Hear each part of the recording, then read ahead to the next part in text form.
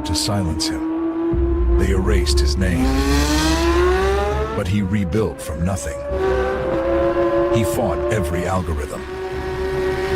They tried again and failed. Now he's back, stronger. From blackout to spotlight, he's at the White House, at the top of his game. Franchi lives.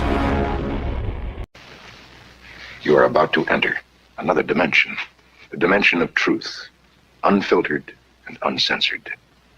Welcome to the Raw Feed with Gary Franchi. Welcome to the Raw Feed. I'm Gary Franchi, coming to you live from the heart of America. Unfiltered truth to millions on YouTube. Hit those donation links below. Every contribution powers our gear. Every contribution keeps the party going. Help me help you. Hit those donation links. YouTube channel memberships. Special acknowledgement in the fellowship. Your super chats keep me standing. Your Rumble rants fuel every round. Say hello to super chats. Spread the intel. Every repost extends our reach. Super chats fuel this spectacle.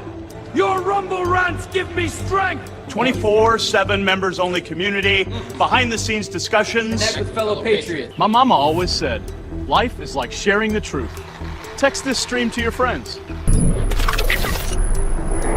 What if I told you the app is real? Download the Next News Network app. Android users, take the Google Play path. iPhone users, App Store awaits.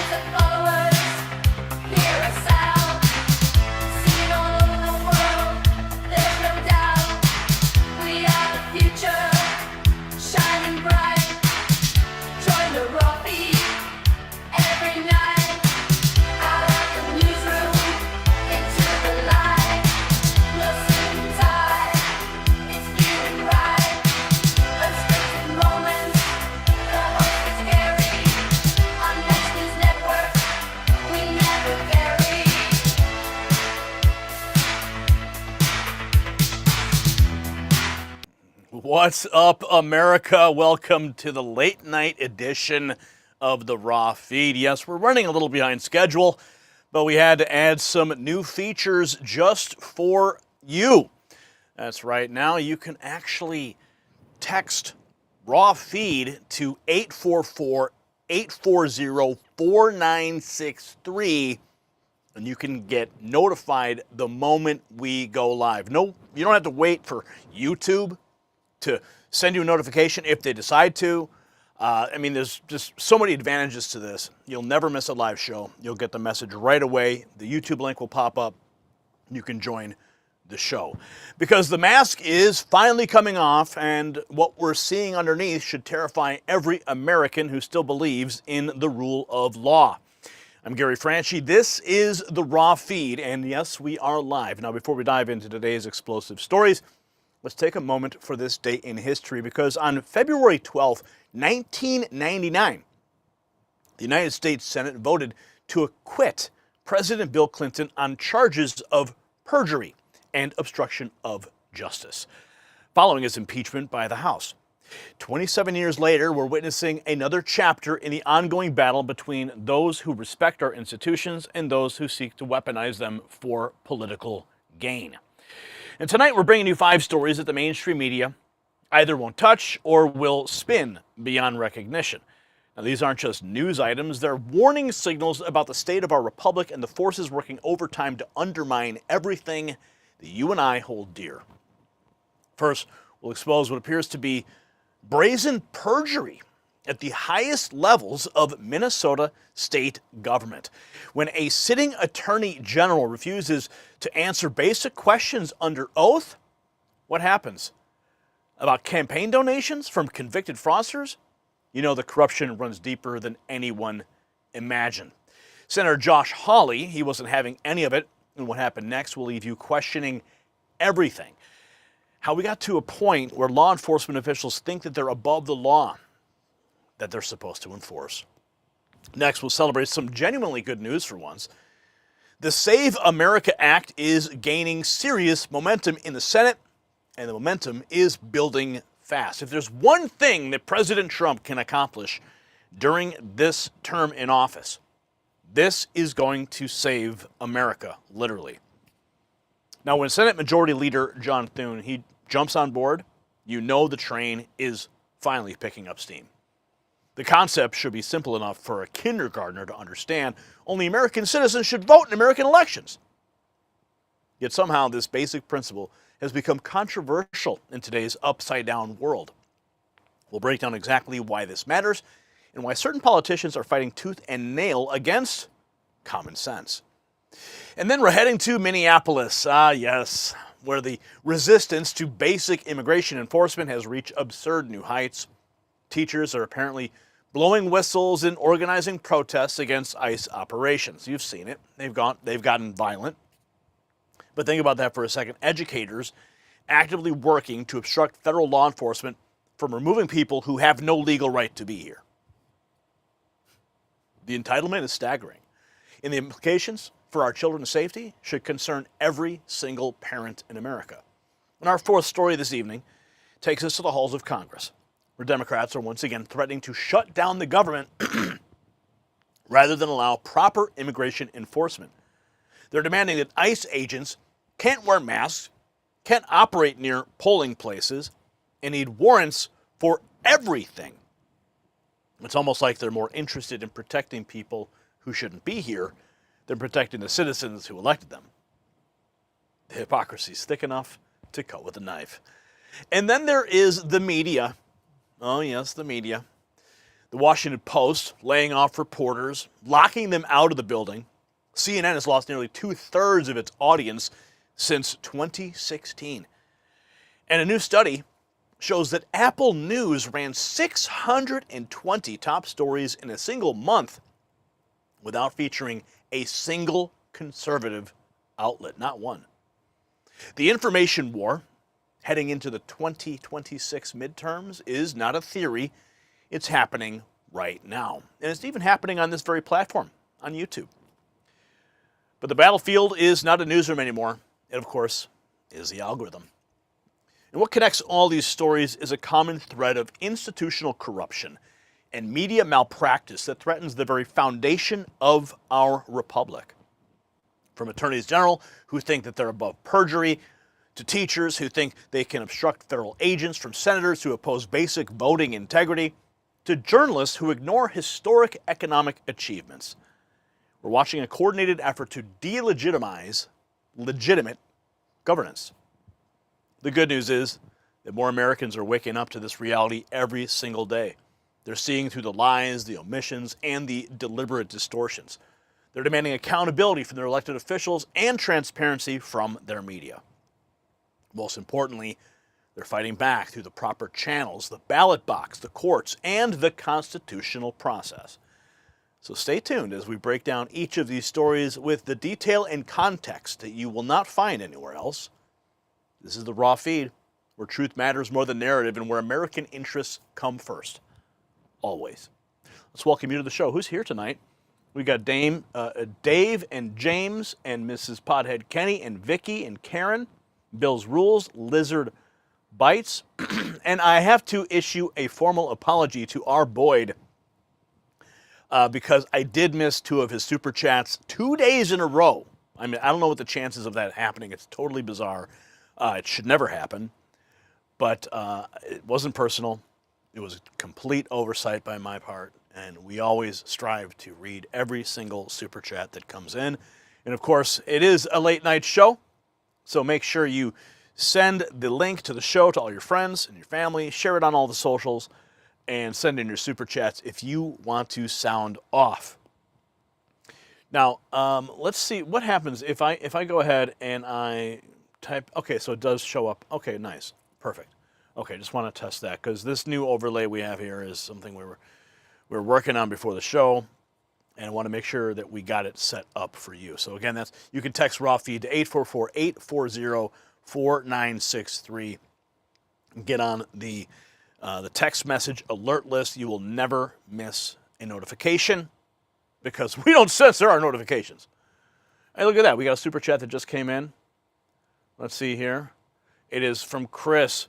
Bring back the Bible and common decency and common sense. I agree.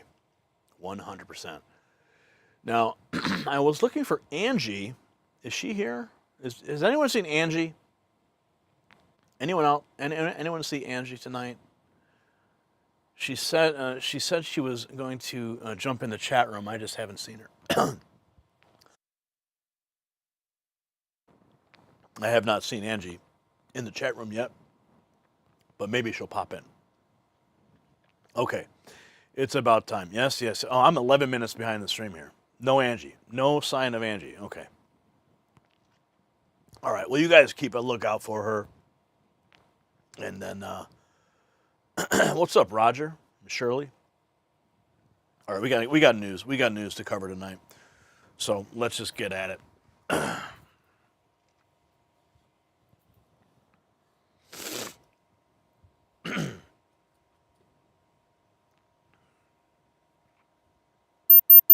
Senator Josh Hawley just accused Minnesota Attorney General Keith Ellison of committing perjury under oath during a fraud hearing. We're talking about $250 million in taxpayer money stolen, and Hawley claims Ellison lied to cover his tracks. It's all on tape, and what you're about to hear will blow your mind. Now, this is not just another political spat. No. This is about your tax dollars being funneled to criminals while the very people supposed to protect you actively helped the thieves. Keith Ellison, the top law enforcement officer in Minnesota, allegedly took campaign cash from fraudsters who stole $250 million from programs meant to feed children. When they came begging for help to get investigators off their backs, Ellison reportedly said, "Send me the names and I'll call them off." And now he's lying about it under oath. If our own attorneys general are this corrupt, who's protecting the American people? This corruption goes straight to the heart of why our system is broken and why outsiders like Trump face such vicious opposition from the establishment. Speaking of corruption and protecting yourself from a rigged system, something is brewing and you can feel it. Corrupt attorneys general taking bribes, billion-dollar fraud schemes, officials lying under oath. The problem? Well, you never know the full story until after the crash, after the collapse, after it's too late. And here's the brutal truth. You can't protect yourself after. You have to be ready right now. All this uncertainty, the chaos, the warning signs may be telling you something about our financial system. When corruption runs this deep, when officials are this compromised, smart Americans diversify into gold. Noble Gold Investments helps patriots protect their wealth from a system designed to rob you blind. Visit nextnewsgold.com. You'll find the link in the description, because while they're stealing from feeding programs, you need to protect what is yours. Now back to this bombshell testimony. This is where it gets even worse. It wasn't just about taking dirty money. The fraudsters literally came to Ellison's office and begged him to call off state investigators, and incredibly, he agreed. And it's all on tape. Ellison promised to get the list of investigators and personally call them off. 9 days later, he pocketed 10 grand from these same criminals. Now, check this out. The testimony in Congress today was off the charts. Seamus Bruner, shocks the Senate with bombshell testimony. Are you ready for this? This is where it gets crazy. This is where it all starts. At least $60 million in dark money funding the Minnesota insurrection. You know, all the riots and the chaos that's been unfolding. We've told you it's been funded by dark money. Well, now we have it on the record, under oath, in the halls of Congress.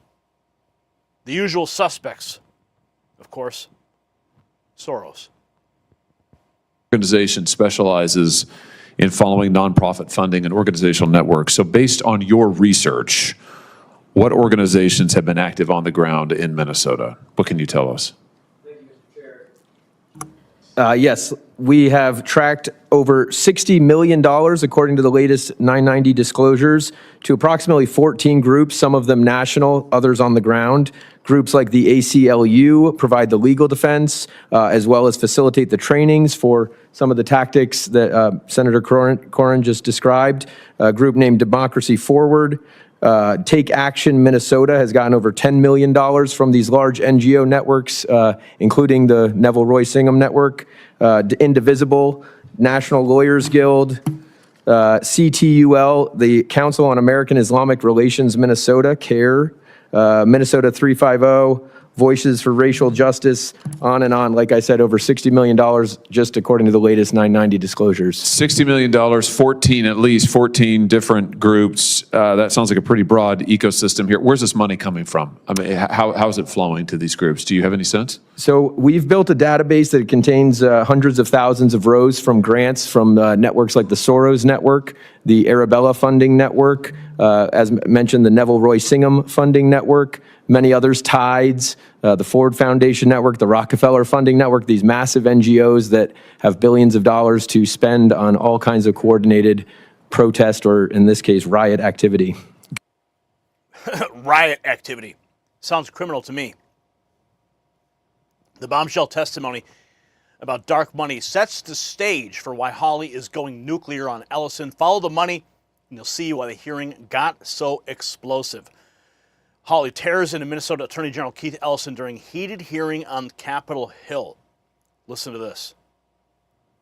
Whistleblowers came to you as early as 2019. Let's look. As early as 2019, whistleblower. Don't talk over me. No, as early as 2019, it's my hearing, pal. As early as 2019. Don't call me whistleblowers came to, well, I should call you prisoner because you ought to be in jail. Well, see what you can do about it. See what you can do about it. He's challenging him. The arrogance of this bastard. Unbelievable. HAWLEY's aggression is not random. He's building to his knockout punch about perjury. You can see Ellison already getting rattled under pressure. Ron Johnson ripping the Minnesota AG Keith Ellison to his face. 2 people are dead because you encouraged them. As a government official, would have said, back off. Let us work with ICE. Let's cooperate with them. Let's see if we can't de-escalate this. But Attorney General, you did the exact opposite. And 2 people are dead because you encouraged them to put themselves into harm's way. And now you're exploiting those 2 martyrs. That was a tragedy. It never should have happened. Now, we can investigate, but I can't imagine being a law enforcement official where I know my colleagues have been shot at, their vehicles rammed, that there are trained activists deployed. And by the way, we know at least one of those activists had a semi-automatic pistol with extra clips. So now you're an ICE officer, you're doing enforcement action, you've got a team behind you trying to protect you, you've got all these trained activists behind you. Is it any wonder they're at hair trigger alert? A tragedy was going to happen, and you encouraged it. And you ought to feel damn guilty about it. Thank you, Mr. Chairman.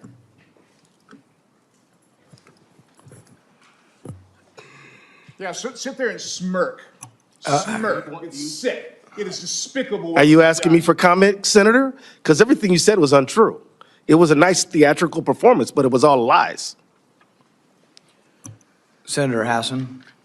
You disgust me. Thank you, Mr. Chair.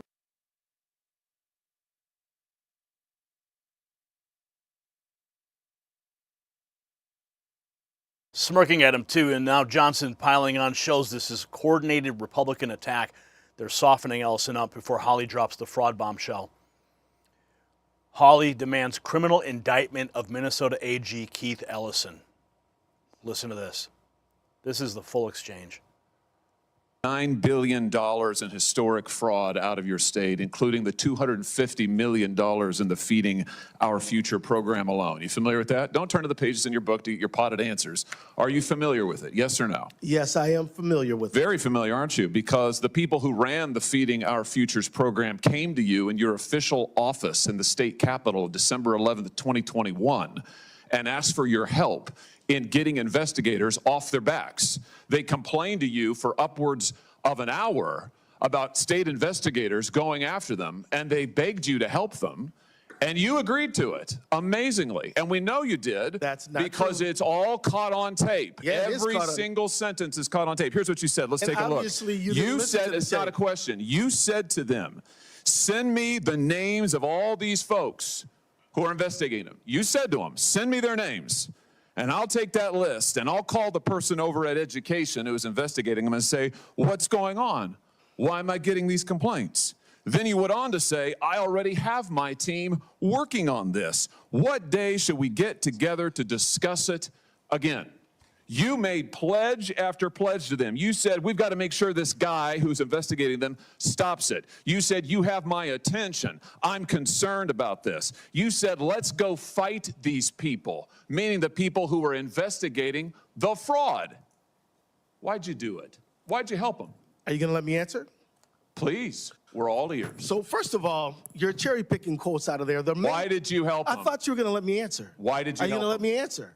Why did you help You them? let me answer and I'll answer you. Tell the truth and I'll let you answer. I will tell the truth. Good. Let's do that. That'd be a nice change. Why'd you help them? Now see, Mr. Chairman, I didn't come here to be insulted. I came here voluntarily. You came here for the truth. Let's I have came it. here- I Why didn't did come you here help vol- I them? The came here quotes are voluntarily. here. They're But in look, black and white, and every yeah, member of this audience and they're can cherry- listen to the and they're- recording. It's 54 minutes long. Do It's you- all in public. does- You can Google it right now and listen Right, to it. and listen to it Why'd you all. help them? First of all, I didn't help them. You did help No, them. I did not. I certainly didn't. You're saying you didn't do anything for them. You didn't. Well, wait a minute. I already have my team working on this again. That's not you? I have It's a ventriloquist? my team assisted with the information that led to the prosecution and conviction of these No, people. you didn't. You didn't lift Yes, a finger we to did. prosecute him. No, you did not. No, You didn't because lift a it finger to was a prosecute federal him. You had, prosecution. BS. You had Okay, whistleblowers but then- come to you as early as 2019. You're the one talking BS. Hey, listen, it's my You're the time. one doesn't know what you're talking about, Oh, sir. no, sir. You You're the now have one encountered the truth and you don't cherry-picking like it. quotes. Why'd you take their You're the money? one- take their Why'd you money. take their money? I didn't. You took $10,000. No, that's a false statement. That is a false $10,000 statement. 9 days after the meeting. False statement. You took $10,000. Here's what Untrue. happened. They went to your office. That's a They false solicited statement. money from They you. did They not come to solicited my help office. from you. That's also wrong. They came to your office. No, It they was your didn't. official office. You No, they met with them didn't. for 54 minutes. No, they didn't. asked you for help. You pledged it to them, and they talked repeatedly about money. In fact, it's all they talked That's about. a lie. Money, money, money, money. They True. said, we Untrue. will put our dollars in the right place. We will support candidates that will fight to protect our interests. You replied, that's right. They said, if you are that is securing not your true. donor base and securing your power base, you can act the way you want. You replied, money is freedom. They said the amount of money circulating, I'm reading the transcript, the amount of money circulating in our community today is powerful, and we haven't realizing it in a meaningful way. And you said, give me the specifics. And 9 days later, you took $10,000 that's a lie. from people who were then indicted. It's in your reports. Why'd you do it? Sir, was it worth it? You know what? This is a theatrical performance. This is the truth. This is what accountability looks like, of which you've had none. You helped fraudsters defraud your state and this government of $9 billion, and you got a fat campaign contribution out of it. You ought to be indicted. True. Well, that's the truth. I think we've made the point. Let's keep the tenor just for the record. I'll ask how I want to. He's lying, and that's Wow. Fireworks on Capitol Hill today. And that is just the appetizer. Okay. Keep going here. Here's where HAWLEY connects the dots. It's not just about heated exchanges. It's about alleged criminal behavior and campaign cash from fraudsters. Here is the Minnesota Attorney General just perjured himself when I asked why he took campaign donations from crooks who defrauded the U.S. taxpayer to the tune of $250 million. Josh HAWLEY himself saying he should be indicted and he should be prosecuted. Ellison, let me start with you. You're the Attorney General of the state of Minnesota. Do I have that correct? That's a yes? Sir, you're aware of my job. You know the answer to that. You're not going to answer my questions? Are we going to start this way? Are you the Attorney General of the state of Minnesota, yes or no? You know the answer. Mr. Ellison, you're in my courtroom now. You're under oath. So I suggest that you answer my questions. You the Chief Law Enforcement Officer of the state of Minnesota, yes or no? Let's try another question. Are you familiar with the $9 billion in historic fraud out of your state, including the $250 million in the Feeding Our Future program alone? You familiar with that? Don't turn to the pages in your book to get your potted answers. Are you familiar with it? Yes or no? Yes, I am familiar with it. Very familiar, aren't you? Because the... What an arrogant prick. HAWLEY dropping the perjury bomb we've been building to, but notice he's not done yet. Republicans keep the pressure coming to completely destroy Ellison's credibility. Minnesota AG Ellison testifies under oath that the rampant fraud in his state is a political matter and not a serious thing. Listen. Well, Ellison, under your watch, unfortunately, Minnesota has achieved the largest COVID fraud scheme in American history. Under your watch, those whistleblowers who brought attention to the fraud and waste in your state faced retaliation. Under your watch, billions of tax dollars intended for unemployment insurance, supporting hungry children, just as described, children with autism, providing housing for the most vulnerable, keeping small businesses afloat through COVID, and more were instead, all of those dollars were funneled away into fraudulent schemes. So last month in an interview with CNN, you were asked if your office has done enough to stop the fraud. And you responded, of course we've done enough. And this is a quote, of course we've done enough. And we're doing more every single day. This is a political matter. This is not a serious thing. Those are your words. Yeah. Yeah, those are my words, all right. Not a serious thing. The fraud allegations are devastating, but watch how Ellison's own words under oath make him look even worse. He's about to stumble badly on basic questions. Listen to this. Oh, this is good. This is good. Had a good faith basis to say they would be persecuted in their home country. And Senator, what if they had a good faith? The question is, Mexico and Canada, do you consider those to be safe countries? Senator, what if they had a good faith basis to say they would be persecuted in their home country and subjected to real oppression there? Under international law, there are provisions for them to make a case. That's a phenomenal point. Mexico and Canada, do you consider those to be safe countries or no? Generally, I do, but there are certain generally you do? Well, I mean, I would just say this. You border Canada. Don't insult your neighbors to the north. No, I love my neighbors to the north. Well, so is it a generally safe country?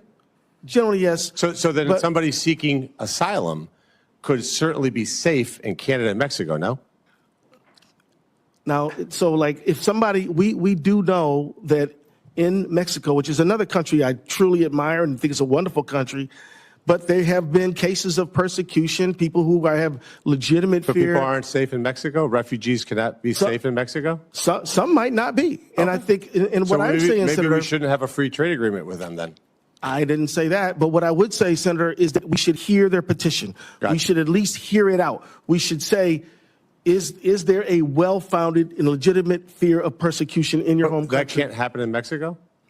Well, I think that she should just follow the international protocols that existed. And It is, which is that you seek asylum in your nearest country that you are seeking asylum in.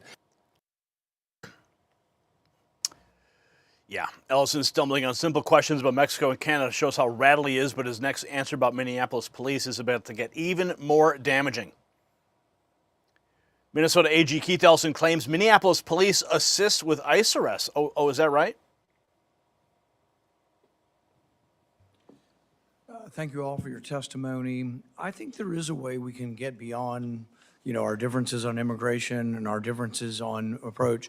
And I think, but we have to look at this in a broad scope and try to leave some of that aside. I think there is no justification for bad behavior from law enforcement, whether it's your local police or others. It has to be investigated, needs to be corrected. You have to change your policies. You have to announce that you're going to do a better job.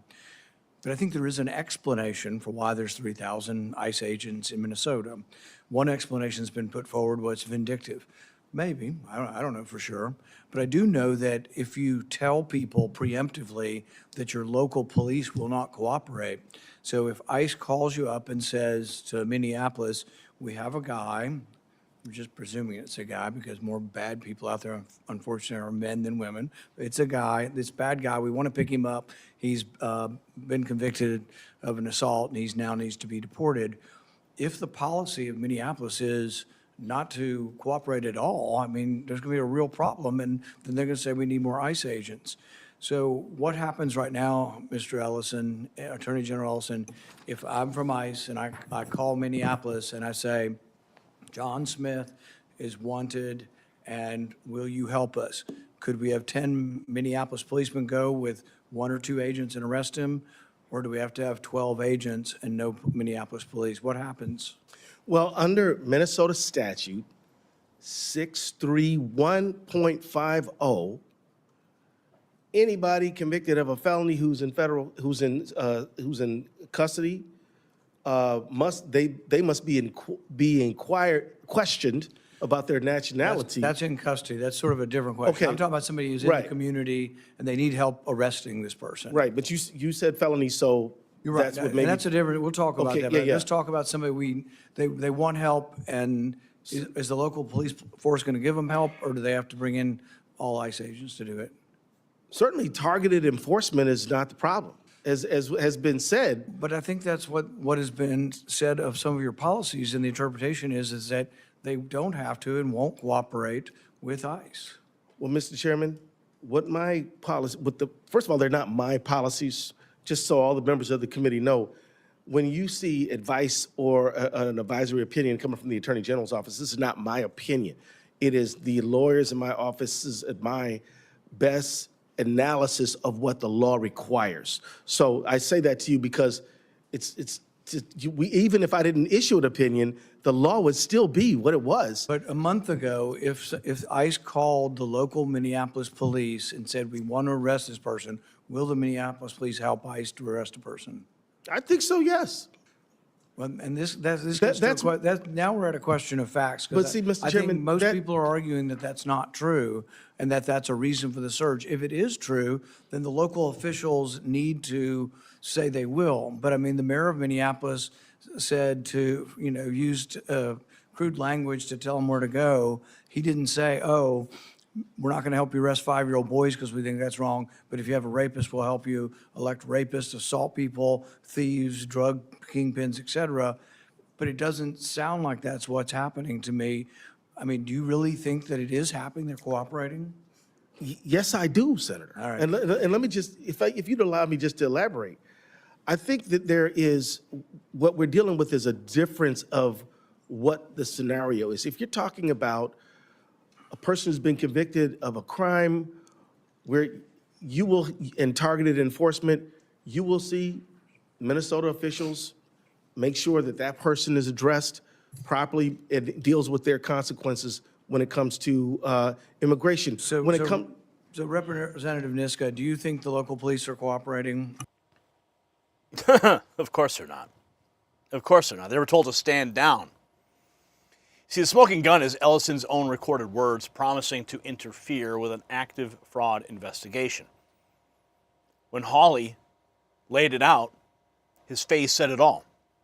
You can't lie your way out of your own voice on recording. And that is why HAWLEY is demanding criminal indictment, because we have the receipts. This is exactly why the establishment fights Trump so hard, because he threatens their entire corrupt ecosystem.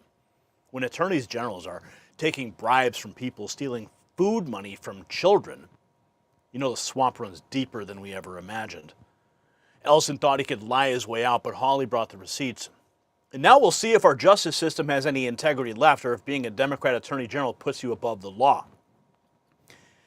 Yes, the record doesn't lie, even when Keith Ellison does. So do you think that Ellison should be indicted for perjury? Let me know, and while you're at it, check out the Next News merch shop to show your support for real journalism that exposes this corruption. All right. Moving right along. Brian, what do you think about that?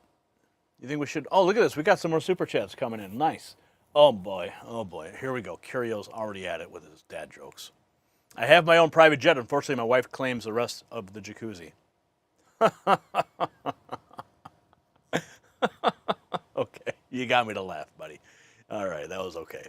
$4.99 to send in the jokes. All right. Keeping it light here.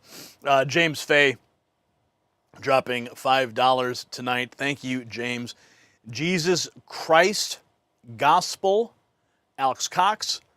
So far, the dummy craps and libtards are 0 out of 100 on their do-over of 2017 against the best president ever, Donald J. Trump. The military protests in Minnesota are ridiculously a sham and disgusting. $10. Thank you for your support. Salty Nationalist dropping $5. $9 billion? This isn't big? Time for tar and feathers. Yeah, I can certainly agree with that. Time for tar and feathers. So, Brian, what do you think? Like this page here, do you think we should put that banner underneath? Like maybe shrink me down a little bit, move it up, or just move up the video? I think if we move this video screen up, and then maybe put the raw feed logo on the inset of that. Is that something you can do? Brian can do anything, you guys. Watch this. You're going to see Brian work his magic right now. As we get ready for the next segment. And let's just get that all loaded up for you. Have you guys filled out that field yet? I think that's pretty cool. So now we can actually send out text messages. I'm so excited about this, personally. Very excited.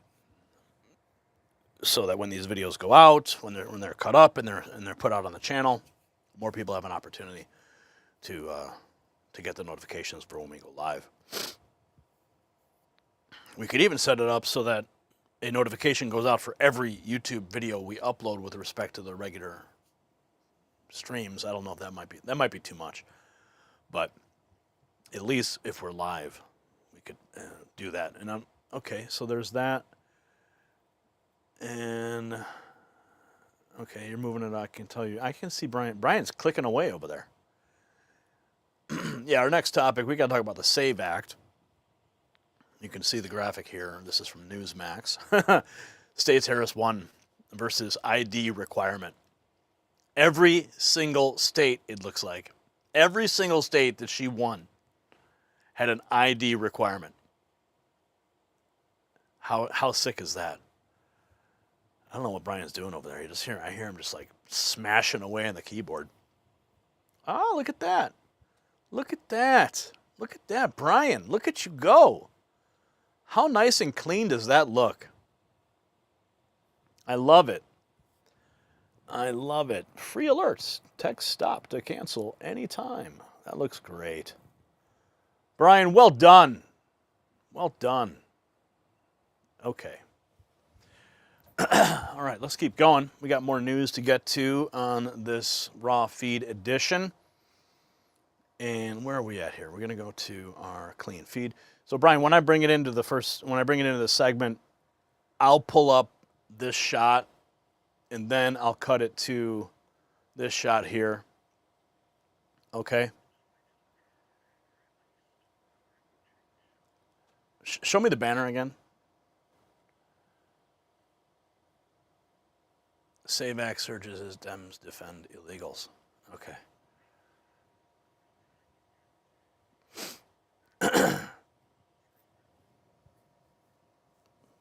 Scroll it down.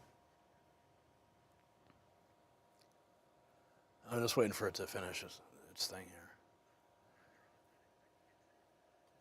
At the end of the hook, so then we get into the next part, then okay. Okay. Well, I want something on the screen. I like to have this up on screen when I want something more dynamic and visually rich. You know. I know. I just, that's just a generic EV Mux banner. It's just generic, and it feels so generic. And then anyway, that's why we got to work on that. I never liked it. I just dealt with it. See, see. No, I didn't tell you not to put the banner up, Brian. See, I like the dynamic look of this. It's got texture. It's got fonts. It looks nice. I mean, we can make those. Oh, okay. I get it. At the end of the hook. Okay, Brian. Thank you. Brian fucking wins again. All right, fine. You win. Okay. Let's go.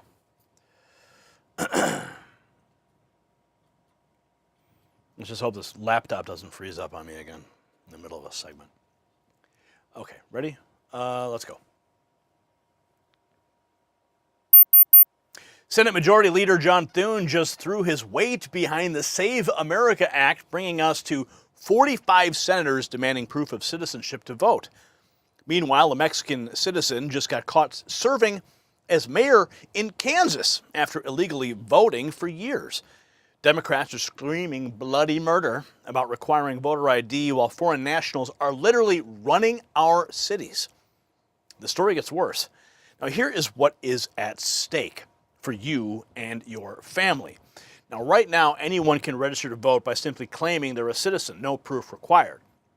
We're finding mayors who are foreign nationals, and if that's happening at the local level, what's happening in federal elections? Your vote, the sacred right you have as an American citizen, is being diluted by people who have no legal right to participate in our republic. It's not about immigration. This is about election integrity. When Speaker Johnson says this polls at 90-10, he means 90% of Americans, including legal immigrants, believe only citizens should vote. Yet Democrats, what are they doing? They're fighting tooth and nail. So ask yourself, why are they so desperate to block something this obvious? And you know what else requires proof? Everything meaningful in life.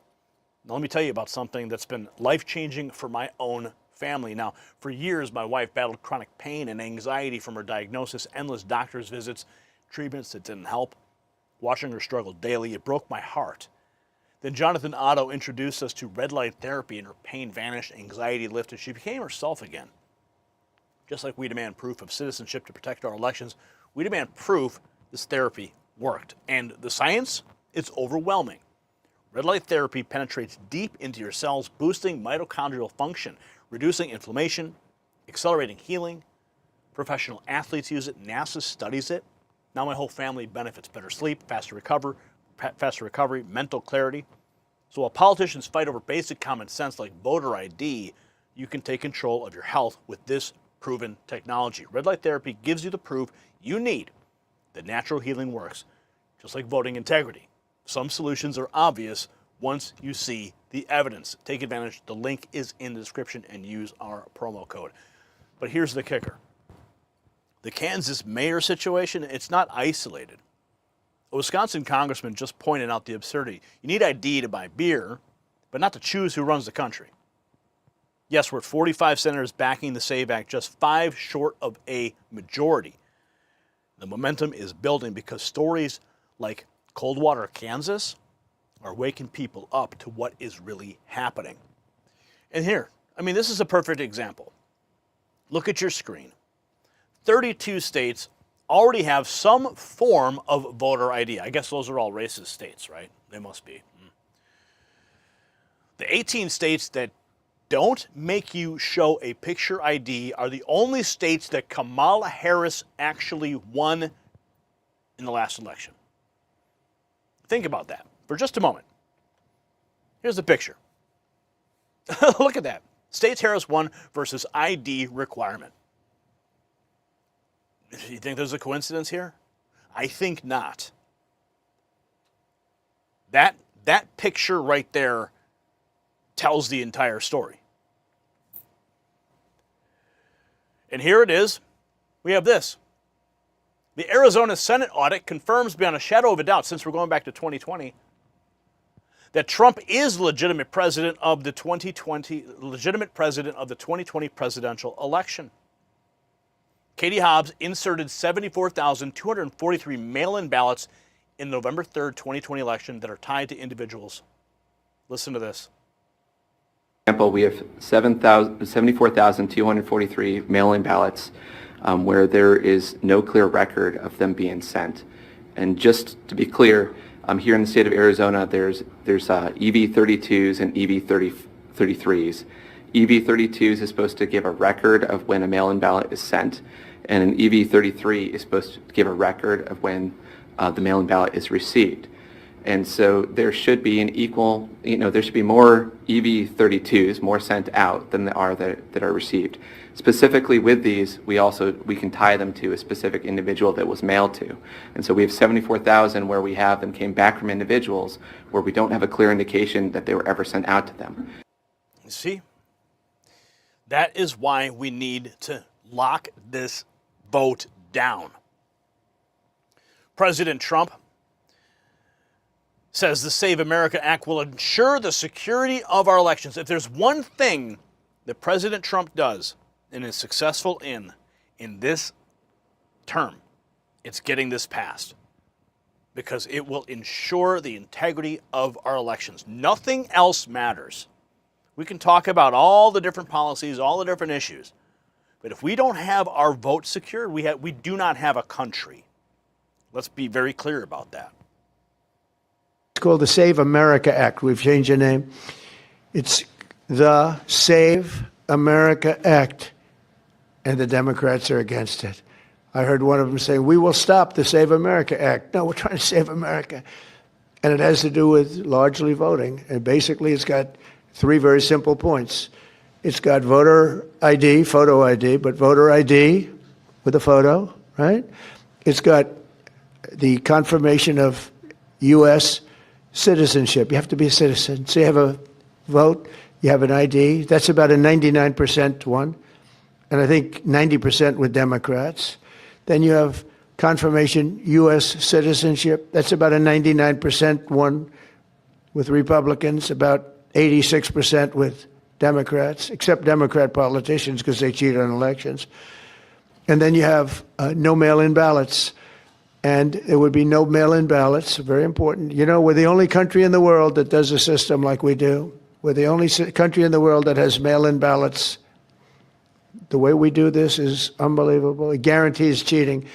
So it's no mail-in ballots with the exception of disability, illness, military, or if you're traveling, you can get an exemption. If you happen to be out of the country for a good reason, you can have an exemption. So with exceptions, it's no mail-in ballots, and that will assure the security of our crooked elections. We have crooked elections. And of course, it happened during COVID.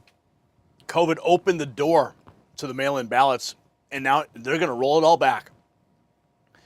The president's claims set up a perfect contrast. Watch how Democrats respond when confronted with their own voters' overwhelming support for ID requirements.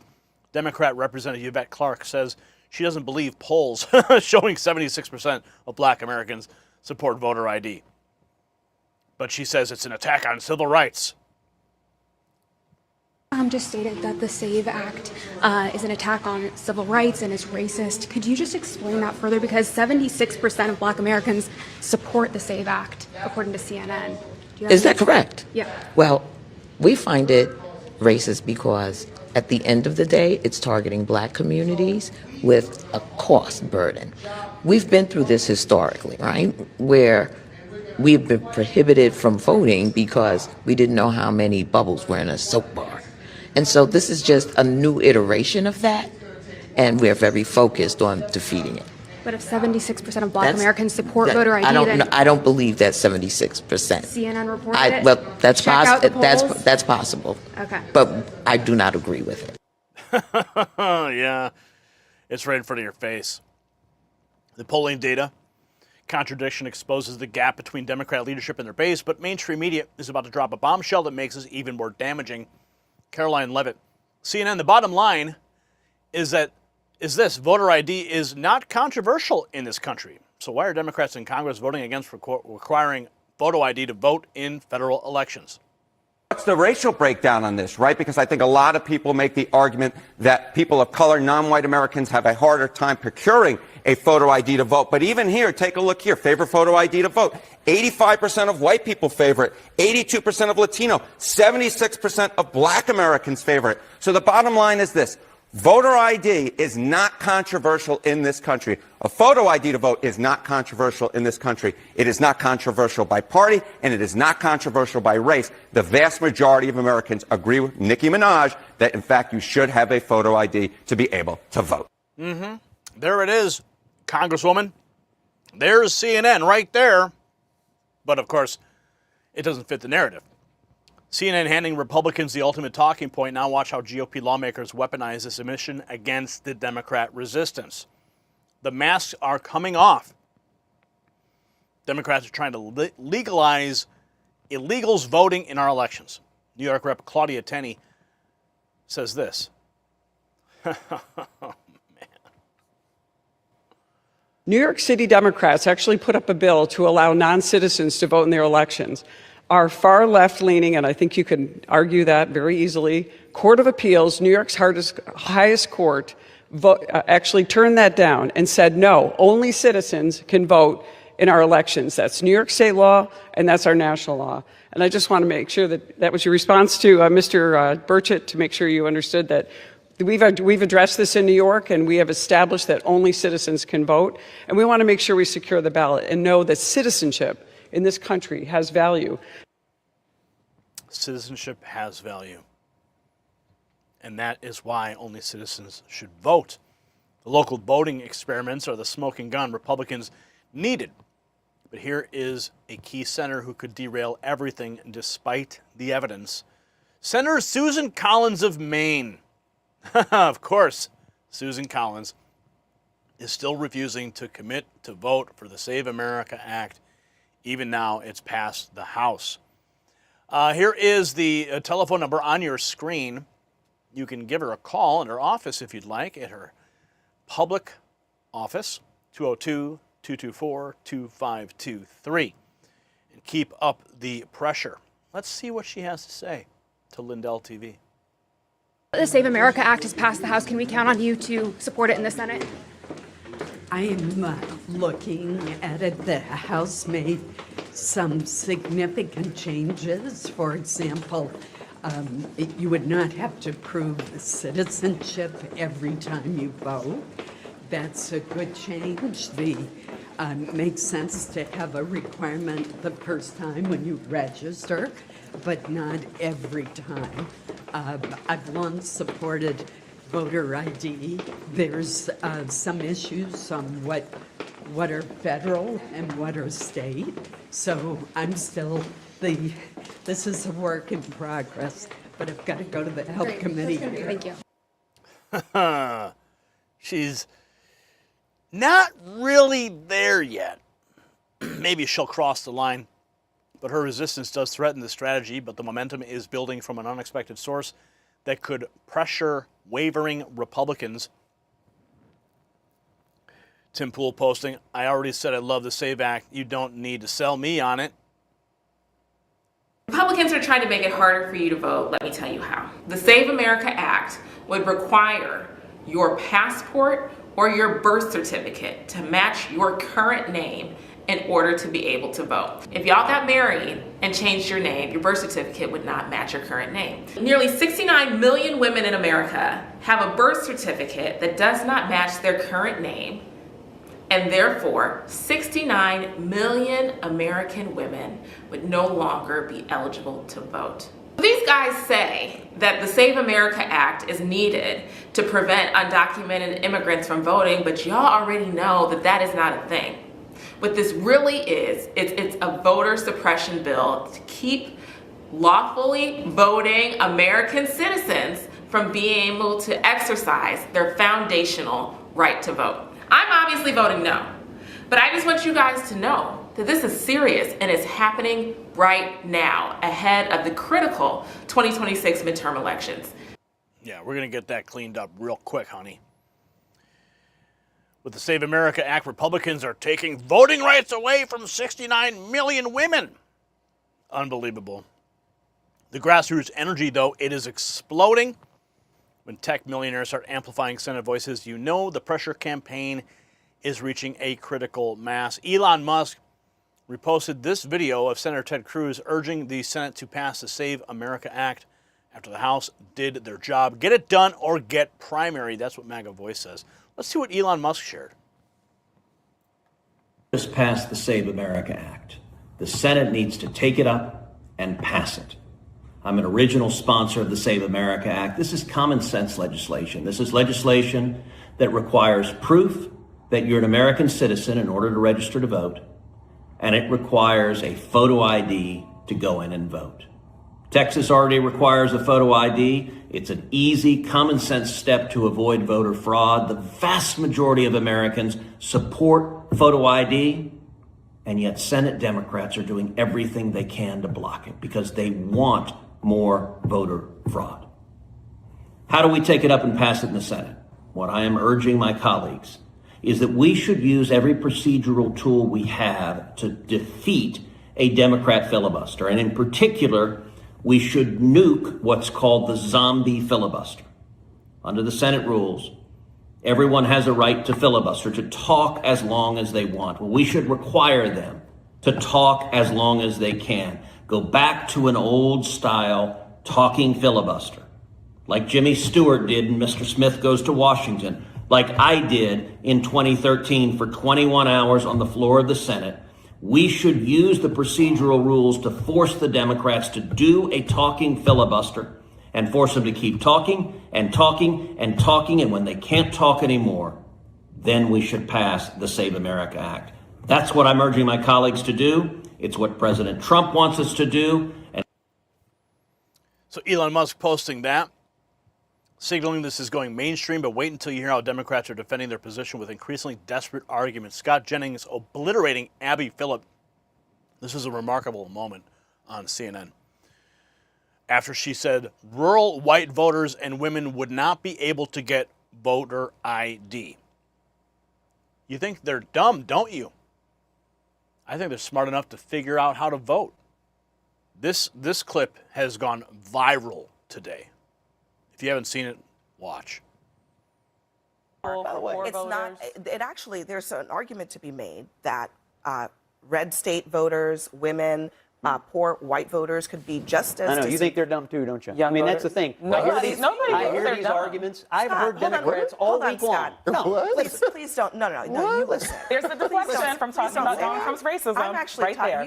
You should be thinking about your constituents or your. Yeah, I think they're smart enough to figure out how to register to vote. Abby. Hold on.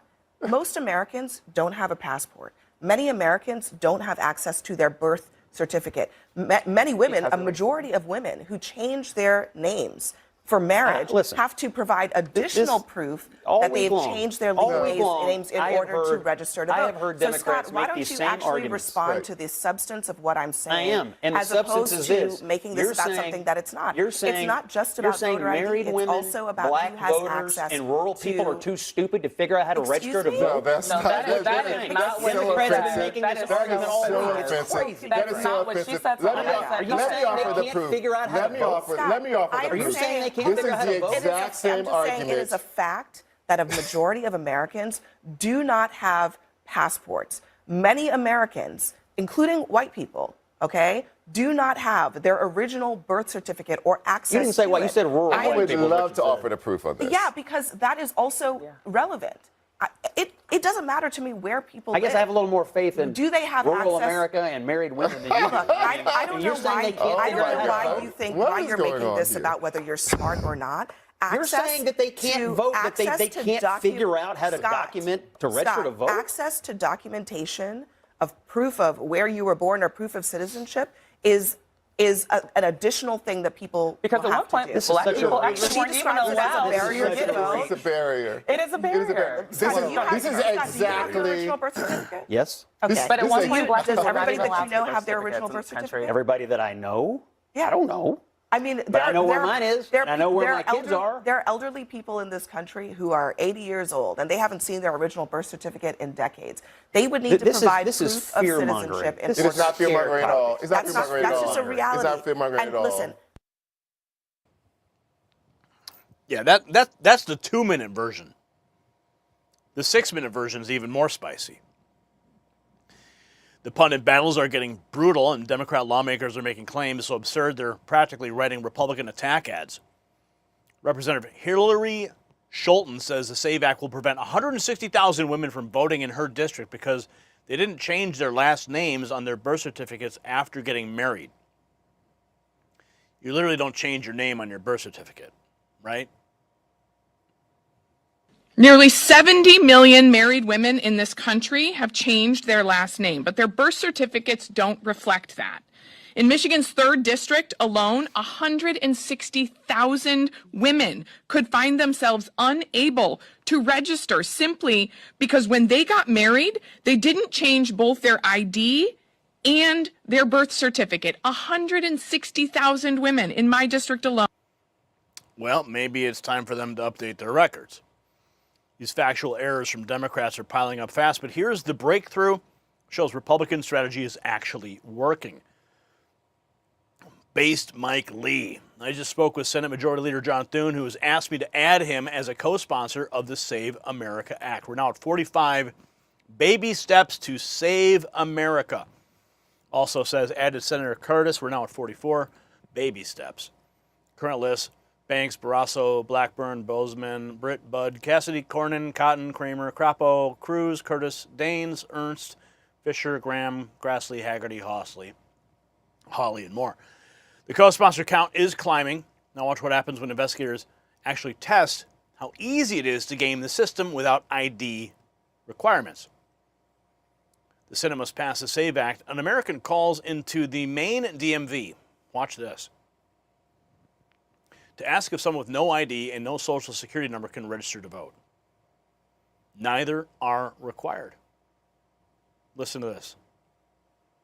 Why the push for voter ID? Thank you for holding. My name is Barbara. How may I help you? Hi, I was just calling up. It's the registration form's a little confusing online. I just wanted to get some stuff clarified. I'm trying to help someone register to vote. Okay. So on here, to come down and register to vote, can they just bring a utility bill? Yes. Okay, yeah, it was so confusing because I'm like, it looks like it's saying I need all these government documentations for them and all this other stuff, and but then it said something about a utility bill. Right. So we need to. So they, do they have a picture ID? No, unfortunately, they don't have a picture ID, and it says something that they can write none or something. I don't know. So do they have a social security number? No, unfortunately. So we need to have two forms of proof of residency. So their utility bill is good. Do they have a bank account, a second utility, a phone bill? Yeah, so they have two utilities. So they have a phone, like a cell phone bill. Yeah. And then I think the other utility, there's like a driver service or something that they use. And that's a utility bill that gets sent to them for like transportation and stuff for their children. Okay. That should do it. What process do they have to like there's not going to be like a process where they investigate and try to verify the person that they're a U.S. citizen, right? He's just a little nervous. He just doesn't want to get hit with ICE or something like that. I can understand that. So it does go to the Secretary of State, but it's not an in-depth. It's not a background check, no. Okay, and so if he just provides utility bills, that information, it'll be like photocopied and then sent to the Secretary of State? No, we don't even need that. We'll just enter the stuff in the computer, and that's what goes over. Oh, okay. We just see it here. So there's no mechanism in which there's like it's not, and so it's not really that secure, is it? It is secure, but it's not super in depth. So it doesn't go anywhere outside of from my office to their office. Okay, and there's no mechanism in which they verify U.S. citizenship, right? Not that I know of. Okay.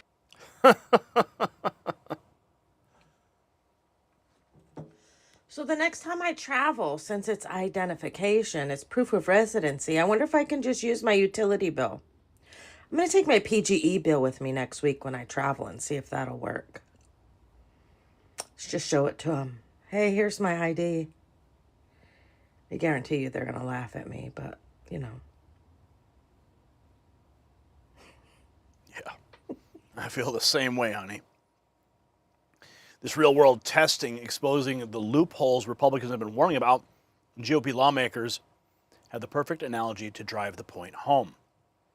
Spot on from Representative Brian Steele.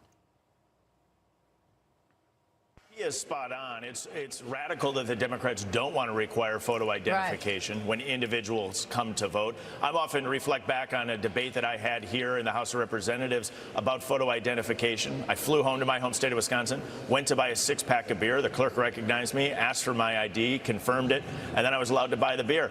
I just think it's nuts that we protect our beer more than our ballots in jurisdictions across this country. It's commonplace that individuals use photo identification in all aspects of their lives, and it's time we require that in all 50 states. All right, so let me... that we protect our beer more than our ballots. The beer versus ballots comparison is going viral. The evidence keeps mounting that the system is fundamentally broken. Tim Young writes, there must be thousands of illegals voting in our elections. This is an insane story. Mayor charged. The mayor of Coldwater accused of election fraud. The charges come hours after he secured a second term in office. Attorney General Chris Kobach charged Mayor Jose Joe Ceballos with 6 felonies, 3 counts each of voting without being qualified and election perjury. Kobach claims Ceballos is lawfully living in the U.S. but is a citizen of Mexico, making him ineligible to vote. The AG alleges the mayor illegally cast ballots in the August 2024 primary and November 2022 and 2023 general elections. In large part, our system right now is based on trust. Trust that when the person signed the registration or signs the poll books saying that he's a qualified elector or that he is a United States citizen, that the person is telling the truth.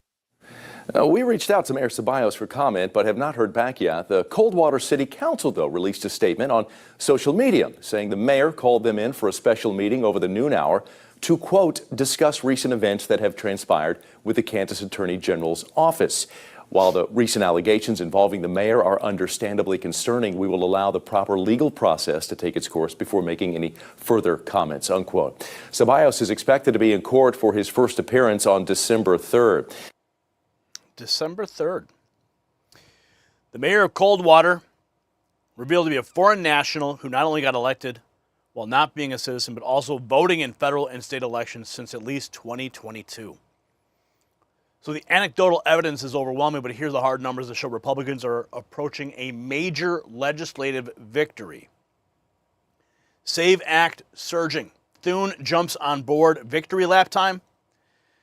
Senate Majority Leader John Thune just signed on as a co-sponsor of the Save America Act per Mike Lee. This pushes the total to 45 senators backing the bill to stop non-citizen voting.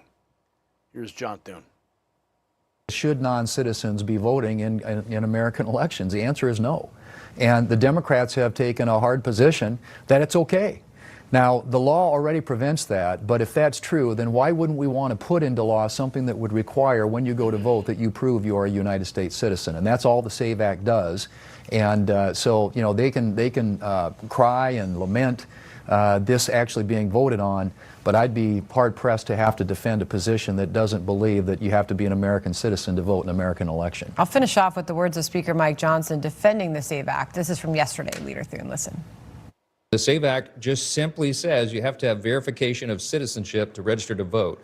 That's about a 90-10 issue on many of the polls in this country. And we're going to enhance it by what the president calls the Save America Act. And so it would be proof of citizenship to register to vote and voter ID, which is also about an 80 or 90% issue on the polling nationwide. Nothing going on Capitol Hill these days. Leader Thune, I'll give you a final thought on all of it. Well, I honestly, you know, this right now, their political base is demanding they fight with anything that President Trump wants. It is Trump derangement syndrome. It is on steroids around here these days. And even logical, commonsensical things like ensuring that if you're going to vote in an American election, you ought to be an American citizen, they're going to just instinctively oppose. So that's what we're up against. But we're going to do our best in spite of that to make sure that our government is funded and that we're putting policies in place that keep the American people safer and more prosperous. To be clear, Leader, it does sound like you're saying that what you're describing as Trump derangement syndrome is at the highest you've seen it. So my last question to you is just, do you truly believe that the party, Democrats, would stand for a complete shutdown of DHS? I think it's going to be very hard to defend. Well, that's for another segment. So we have this. We have the mayor of Coldwater didn't just vote illegally. He won office twice while being a Mexican citizen. He's been making decisions for American taxpayers while having zero legal right to participate in our system. If this can happen in small-town Kansas, imagine what's happening in major cities with millions of voters. And this is why Trump's Save America Act matters. It's really not complicated. Prove you're a citizen before you vote. The fact that Democrats oppose this so viciously, it tells you everything about their real agenda. They know they're losing the American people on policy, so they need to change the electorate. 45 senators are standing up for election integrity. We only need 5 more. Every legal vote matters, and every illegal vote cancels out a citizen's voice. The Kansas mayor's story proves that the system is broken, but the SAVE Act momentum shows that we can fix it. Simple question. Should only American citizens vote in American elections? Let me know in the comments, and check out the Next News merch shop to show your support for election integrity. All right. Looks like we got this in from Curio. I popped it up because it was topically related. Real ID Act of 2005 mandates verified ID. Now, how hard is it to transfer it to the voter rolls? Exactly. Exactly. All right. Okay, we're moving right along here. We got to talk about what's going on in Minnesota, because that place is not going away. Nope, it's only getting more intense, despite the headlines, right? Despite what they're telling you. We're going to get into all that right now.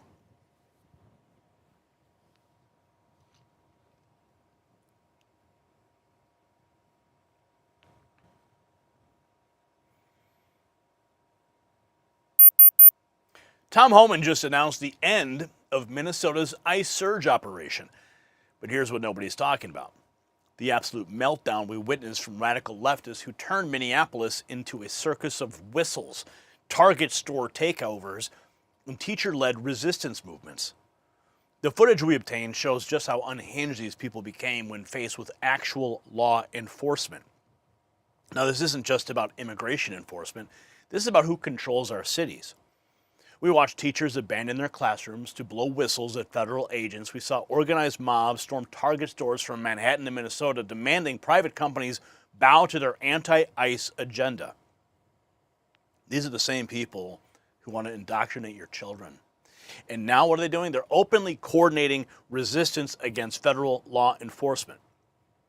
The Minneapolis Federation of Educators, the president, bragged about their consistency in fighting ICE operations. Now think about that. The people teaching your kids are spending their time plotting against immigration enforcement instead of being focused on education. But while everybody was distracted by these leftist theatrics, something massive was happening behind the scenes that could absolutely change everything. So the breaking news is, it's breaking quietly, and most people missed it completely. While headlines were focused on ICE operations and leftist protests, the Trump administration just released a document that could fundamentally reshape America's mining sector forever. Now, this is real, and it's actually unfolding right now under Executive Order 14241. And this goes far beyond traditional mining. We're talking about a complete transformation of how America secures critical minerals for our national defense and our energy independence. And of course, the implications are staggering. And one small company, Vizsla Copper, sits at the epicenter of this revolution. While protesters wasted time with whistles and store invasions, smart Americans are positioning themselves for what could be the biggest mining opportunity in decades. So don't let the noise distract you from the real story. Get the full details at the briefing that has been prepared for you in the link below before the story explodes. Now let's get back to this unhinged leftist tactic. Yes, here's the kicker. While these teachers were playing activist, Tom Homan's operation was incredibly successful. The surge accomplished exactly what it was designed to do. And now these same educators who neglected their students to blow whistles have nothing to show for it except viral videos of their own extremism. The footage from inside the Target stores shows the true face of the modern left, entitled, disruptive, and completely disconnected from working Americans just trying to shop. And we have this just in, Tom Homan appearing with Laura Ingraham. Sent me to Minneapolis to do three things. He sent me to Minneapolis to do three things. De-escalate, done. Take public safety threats off the street, over 4,000 illegal aliens were arrested, done. Gain cooperation from state and local law enforcement so it makes the agent's job safer to arrest a public safety threat in the safety and security of a facility, done.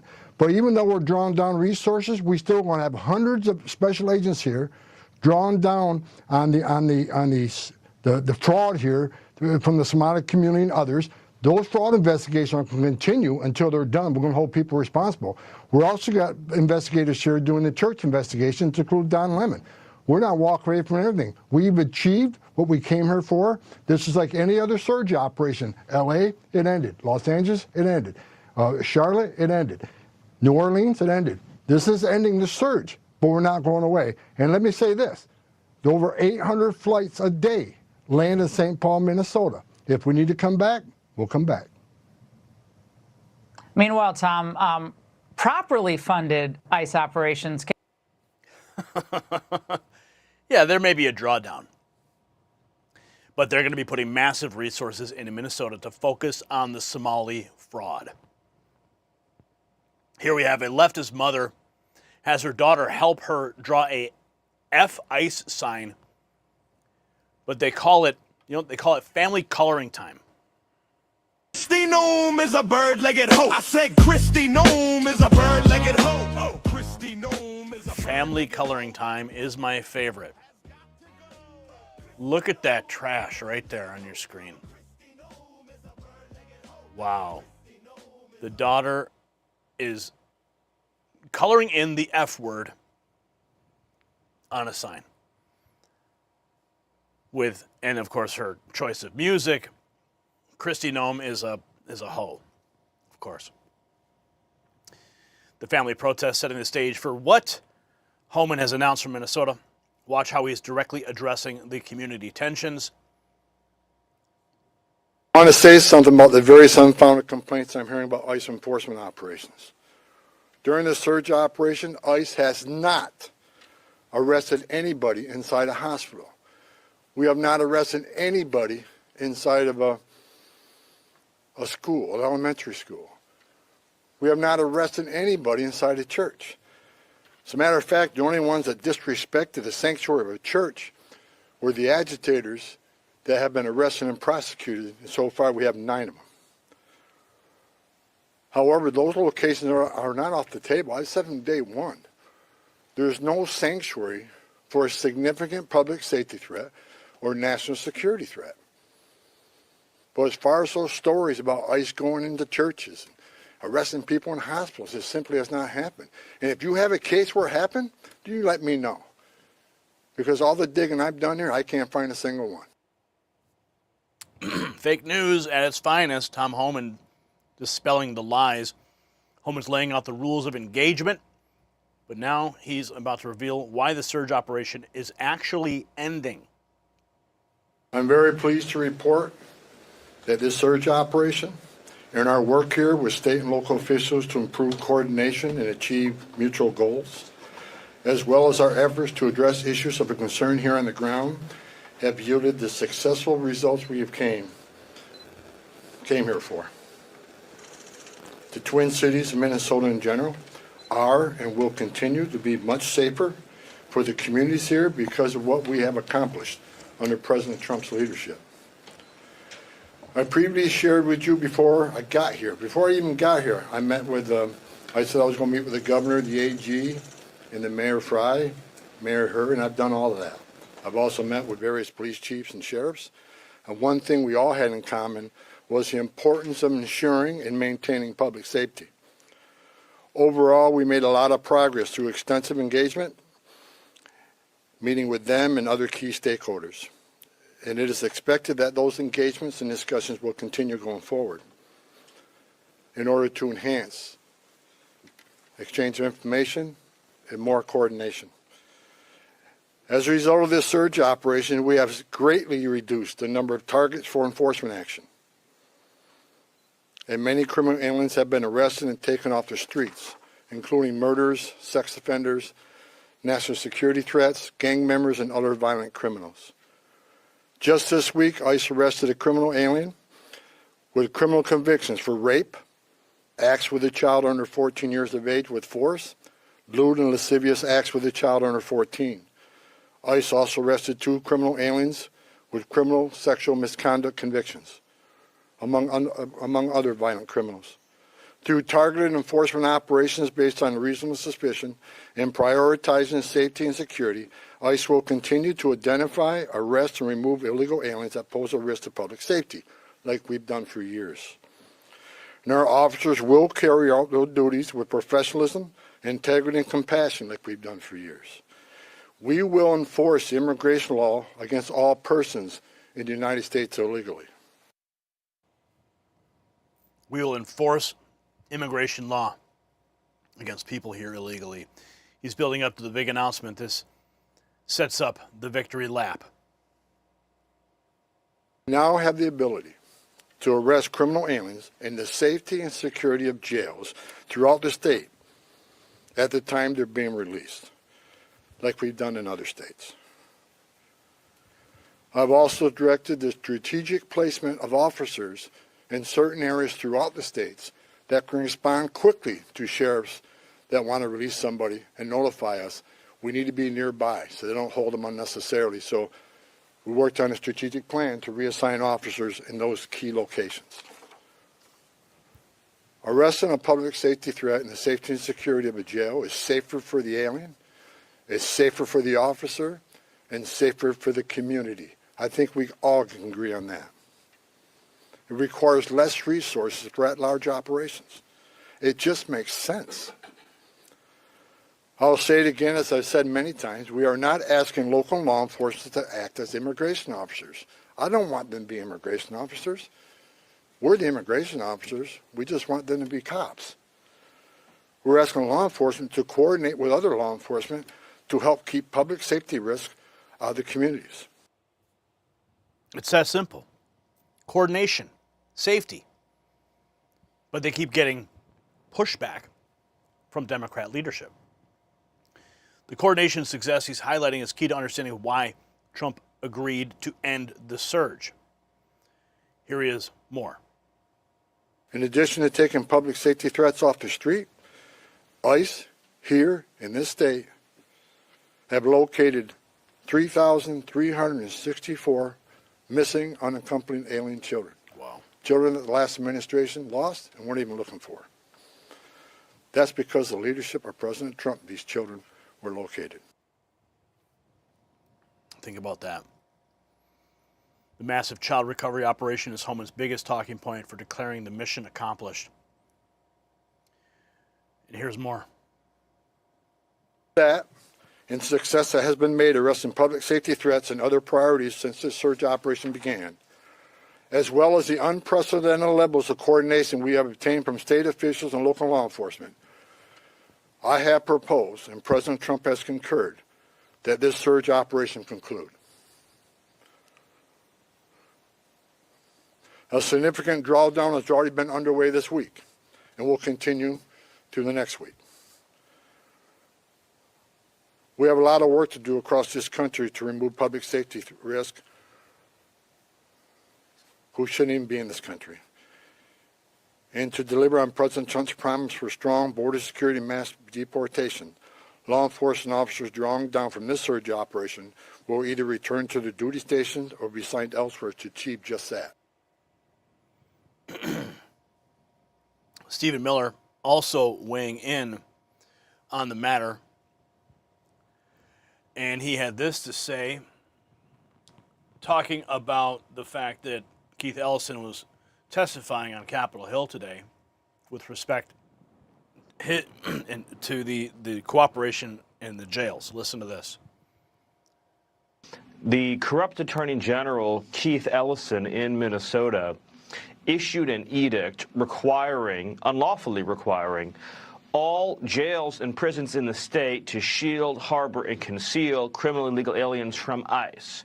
And so with this agreement, those jails and those prisons are no longer going to obey the unlawful edict issued by Keith Ellison. Instead, they're going to follow federal law, the supreme law of the land, and hand over those criminally illegal aliens. But let's just take a moment to celebrate the fact that because of President Trump, because of ICE, because of Border Patrol, thousands of pedophiles, rapists, gangbangers, killers, murderers, the true most violent people on the planet have been removed from the state of Minnesota. Kids are safer, families are safer, communities are safer. There's a reason why murder in this country is the lowest rate on record. There's a reason why we have seen the largest ever reduction in violent crime. It's because President Trump has unleashed federal law enforcement, including ICE, including Border Patrol, to find, identify, remove, or incarcerate the drivers of violent crime in this country, and now thousands of lives are being saved as a result. Thousands of lives, my friends. Thousands of lives because of President Trump's leadership. Keith Ellison actively blocking federal law enforcement. But that's all changing now. And rightfully so. Because President Trump made a phone call to Tim Walz and Mayor Jacob Frey. That's why. That's why this is changing. Because they know that their ass is on the line. They can't keep it up. I mean, they're getting subpoenaed. The fraud investigation is still going on.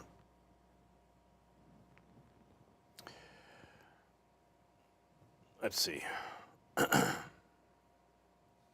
Where do we leave off? For those, oh, here we go. Those that say we are backing down from immigration enforcement or the promise of mass deportations, you are simply wrong. Look at the data. Record number of arrests and deportations under President Trump's first year. And we'll continue that effort. Prioritizing public safety threats and national security threats doesn't mean we'll forget about everybody else. We will take action on everybody else. That's just a stone cold fact. Stone cold facts. Something that Democrats are very afraid of. Holman's tough talk about not forgetting anyone rings hollow when he's simultaneously announcing a drawdown, but notice who's staying behind. Small footprint of personnel will remain for a period of time to close out and transition full command and control back to the field office, as well as to ensure agitator activity continues to decline, and that state and local law enforcement continue to respond to ensure officer and community safety. Additionally, federal government personnel assigned to conduct criminal investigation into the agitators, as well as the personnel assigned here for the fraud investigations, will remain in place until their work is done. I will also remain on the ground for a little longer to oversee the drawdown of this operation and ensure its success. The agitators, huh? Yeah. While Holman's withdrawing ICE, he's leaving investigators to go after the protesters, which brings us to explosive claims about who's funding this resistance. This is the explosive testimony today in the hearing. Credible witness confirms $60 million in dark money, including Soros cash, funding the Minneapolis ICE riots. 14 groups tied in. This screams of RICO. You can smell George Soros from here. Organization specializes in following nonprofit funding and organizational networks. So based on your research, what organizations have been active on the ground in Minnesota? What can you tell us? Yes, we have tracked over $60 million, according to the latest 990 disclosures, to approximately 14 groups, some of them national, others on the ground. Groups like the ACLU provide the legal defense, as well as facilitate the trainings for some of the tactics that Senator Corrin just described. A group named Democracy Forward. Take Action Minnesota has gotten over $10 million from these large NGO networks, including the Neville Roy Singham Network, Indivisible, National Lawyers Guild, CTUL, the Council on American Islamic Relations Minnesota, CARE, Minnesota 350, Voices for Racial Justice, on and on. Like I said, over $60 million just according to the latest 990 disclosures. $60 million, at least 14 different groups. That sounds like a pretty broad ecosystem here. Where's this money coming from? I mean, how is it flowing to these groups? Do you have any sense? So we've built a database that contains hundreds of thousands of rows from grants from networks like the Soros Network, the Arabella Funding Network, as mentioned, the Neville Roy Singham Funding Network, many others, Tides, the Ford Foundation Network, the Rockefeller Funding Network, these massive NGOs that have billions of dollars to spend on all kinds of coordinated protest, or in this case, riot activity. Riot activity. So the next time you see a protest, think about who's really behind it. ICE protesters here sitting at an entryway to Target store in Richfield, Minnesota.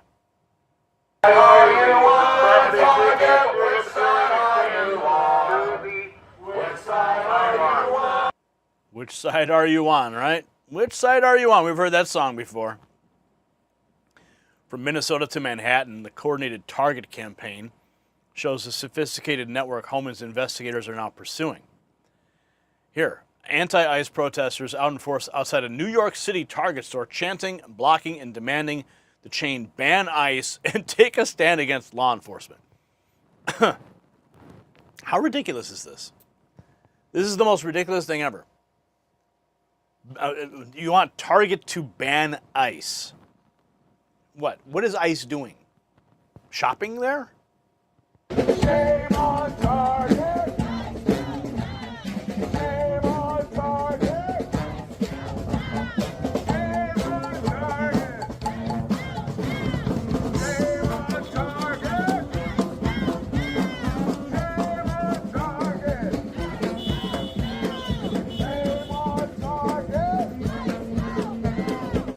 Shame on Target. ICE out now.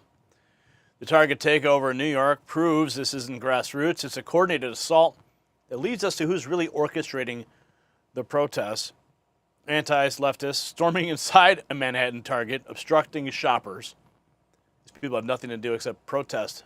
Who is paying them? Soros.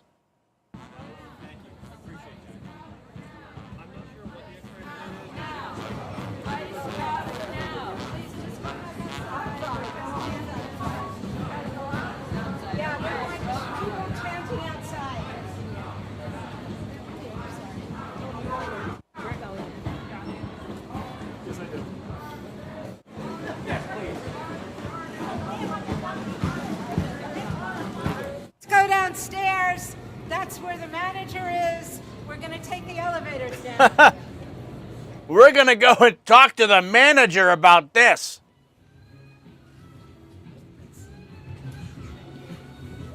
Look at them. Look at all those Karens. Seriously? Ice out of Target. Ice out of Is she, I mean, is she, Ice out of Target. is she looking for ice in the aisles? Like shopping for teddy bears? That's right. Ice out of Target. Ice out of Target. Ice out of Target. We with you. Hi. Do you know, does anybody know where the manager is right now? We have a letter for her. He's coming right now. What? Oh wow, we're gonna go talk to the manager. Oh yeah, I spoke earlier to Angel. He said he was the manager. He is a manager, but I am the manager on duty right now. Oh, cool. Oh, okay. I've got several managers, but how can I help you? Okay. Well, we have a letter that we want to deliver to you. Okay. And to the other managers that you can read it. It's signed by Chelsea Neighbors United. Okay. And what we would like is for you to, what we were asking for is for you to fax that letter to the Target management in Minneapolis. Okay. And let them know that you don't want this in your store. Do you, have you guys talked about that here? Do you? Unfortunately, I can't speak on behalf of Target to you, but I'm happy to take this and take partners up. And where is Angel? Because I talked to him earlier. He said he was the evening manager. He does. He is, yes. But So where is he's he? on break. Oh, okay. He's on break. Okay, so will you fax that to the? I will take partners. Conveniently. And I will see what I can do with this. Yeah, just Yeah, of course. it's it needs to be read carefully and it's carefully considered because these are real people's lives, and we would all be outside if it doesn't matter a lot. Yes, and we respect your right to protest and everything. Yeah. So, But the more pressure that you put on, that you and all your employees put on Target, the better. Understood. We'd be all happy to shop here if you change your policy and stand up against ICE. We know it's something that needs to do. Does anybody else want to say anything? Do you want I'd love to shop here someday. Yes. Target could get their act together. Yeah, of course. We'd love to have you as well. So I can take this up to my next level partners and see if I can get going, but I just can't comment on behalf of Target.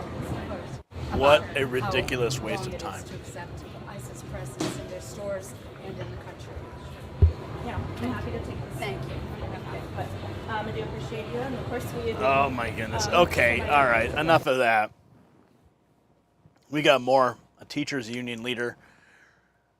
The recorded admission reveals the institutional backing behind the protests, explaining why Holman felt compelled to leave investigators behind even as he declares victory. Karlin Poroshenko, Dr. Carolyn B. Great follow on X if you haven't. She says this. She says that Marcia Howard is president of the Minnesota Federation of Educators. Last night I recorded her saying teachers in Minneapolis are using whistles and engaging in anti-ICE activism. She says they will be escalating their tactics against Target and Delta for working with ICE.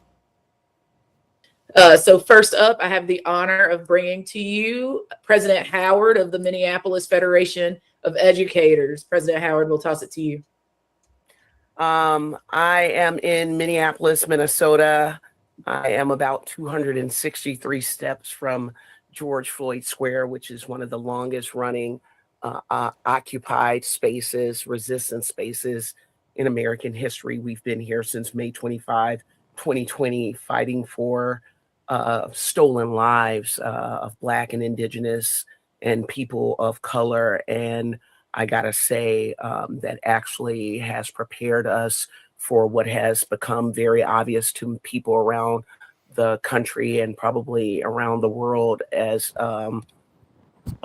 extension of that, which is the ICE siege of the city of Minneapolis right now. We're suffering. We are, but we are also surprising them. I think we are confounding them with our constancy. The fact that every single day the members of Minneapolis Federation of Educators get up and they put on their whistles and they go outside and along with community members, they are holding it down, armed with, a phone and with a camera on it and a whistle. We are keeping ICE away from our kiddos who these deputized goons are trying to intimidate. Obviously, this is unsustainable. It's untenable. And so we are going on the offensive. We're in the city of Minneapolis, in the state of Minnesota, where we pride ourselves on our Fortune 500 companies. And we realize that power concedes nothing without a demand. And so now we're on the attack. We're on the offensive. If we got to go and take it to corporations that house ICE agents, if we got to go to corporations that look the other way while federal agents come and harass their workers or their clients or their customers, then we're taking it to them. And so you will see escalating actions, and not just of those corporations, but even the corporations that sustain those corporations. Yeah, you might hear about us coming to Target, our hometown store, but what about SPS Commerce, who their business to business data transfer actually undergirds everything that Target is doing with between them and their vendors? What about them? Right? Right? You're talking about ICE agents. What about Delta? Because they putting them on a plane and bring them there. Huh? No quarter. They picked the wrong state. They hate. They picked the wrong state, huh? They picked the wrong country. They did. The most revealing part, though, the Minneapolis educator president admitted they've been running an occupied resistance space since 2020. See, these aren't teachers. They're political operatives using our schools as their base of operations. Tom Homan didn't just end an ICE surge, he exposed the entire radical network that's been festering in our education system for years. Now here's the bottom line. Tom Homan's successful Minnesota operation revealed more than just immigration enforcement capabilities. It unmasked the radical left's infrastructure that's been poisoning our schools and our communities. These teachers, they chose political activism over education, and parents across America got to see exactly who's been influencing their children. The ICE surge may be over, but the real work of cleaning up our institutions has only just begun. Do you trust teachers who abandon classrooms to blow whistles at federal agents with your children's education? Let me know in the comments, and don't forget to check out the Next News merch shop for gear that shows you stand with law enforcement, not leftist activists.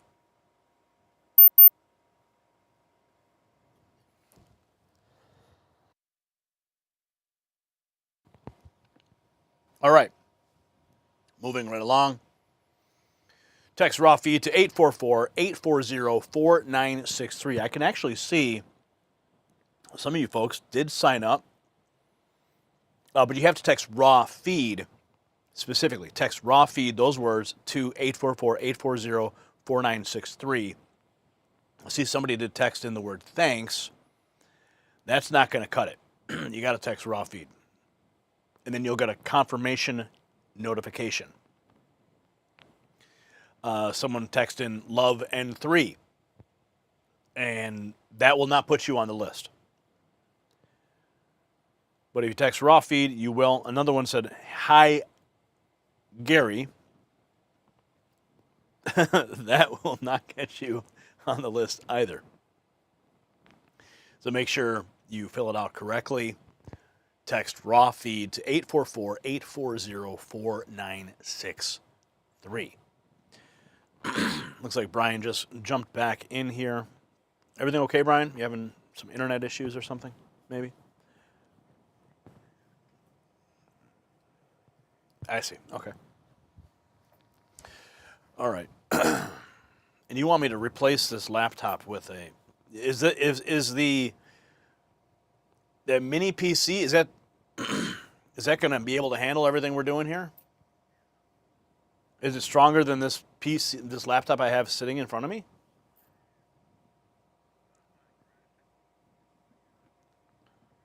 Well, why is this thing freezing up on me in the middle of a show?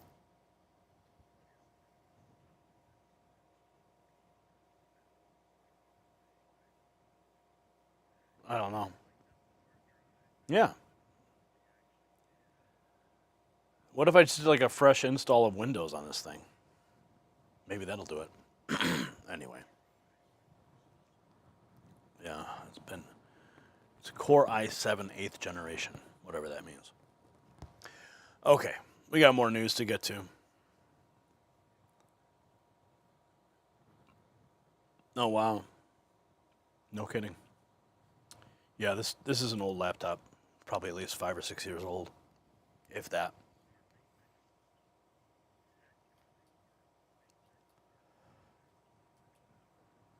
Wow, okay.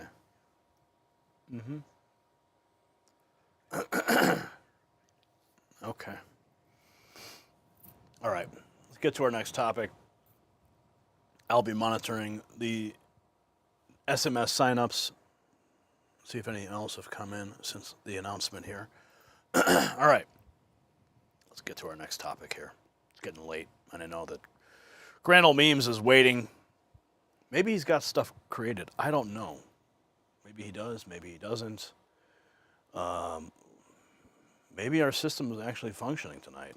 Who knows? That would be a miracle. You never know. Okay.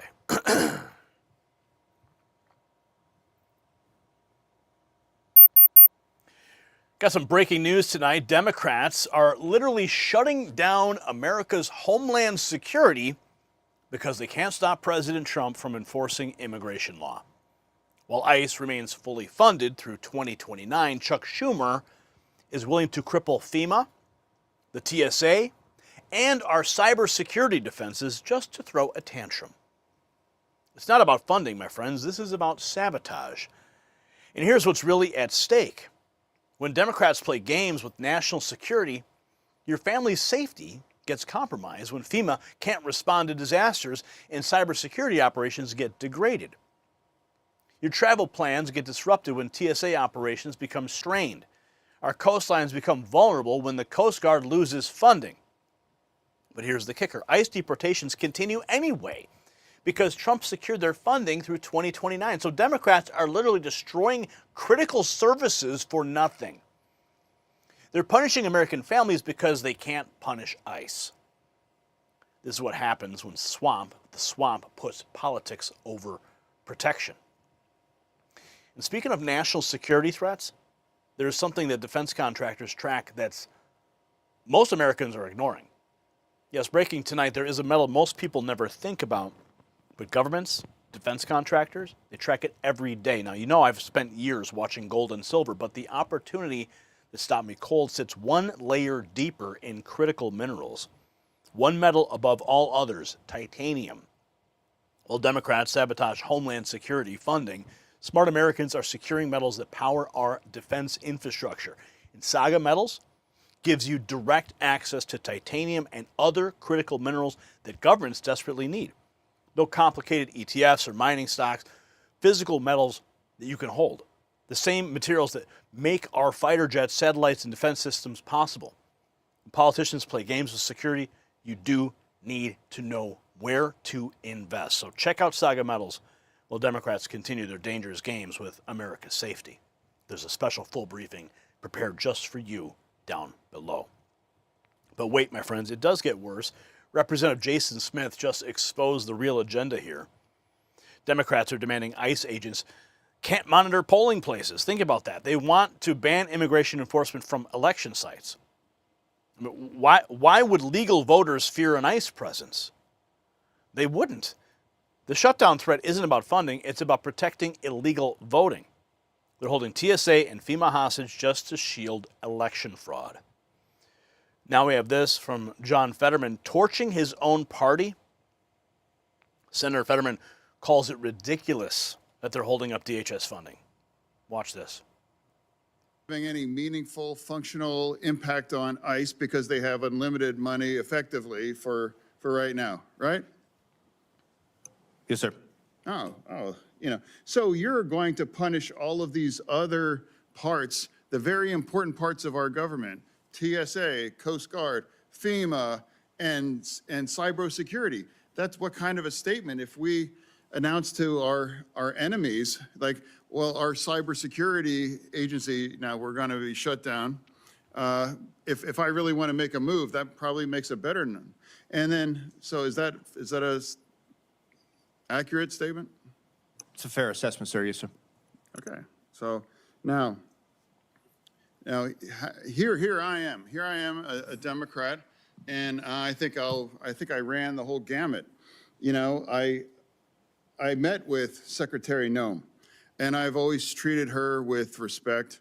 I met with her in my office, and I refused, and I never will engage on the kinds of sexist kinds of terms like ICE Barbie from a lot of the left media. Yeah, of course. Fetterman always surprises me. He's one of the few Democrats I actually like these days. But his criticism of his own party sets up the breaking news that just dropped from the Senate floor. U.S. Senate has voted 42 to 47 to reject the bill to fund the Department of Homeland Security, meaning a partial shutdown could begin by the end of the week unless a new agreement is reached.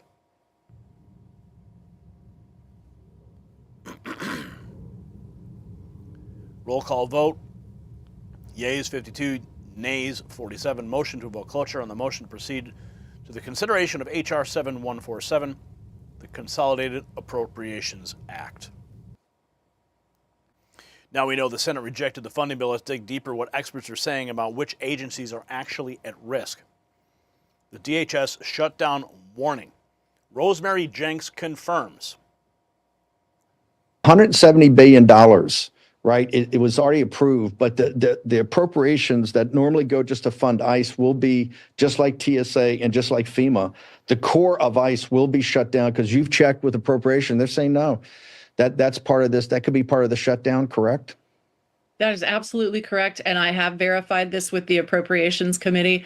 The standard operating costs for the Department of Homeland Security, including ICE and Customs and Border Protection, are not funded by the One Big Beautiful Bill. So that $170 billion has to be spent on the things that were designated in that bill, and that includes new personnel, new equipment, new border wall, not standard operating costs. So when the Department of Homeland Security shuts down tomorrow night, there will be thousands of officers and agents who are putting their lives on the line, who are not getting paid. Now, immigration enforcement will continue because these patriots will keep doing their jobs. They will not be paid, however.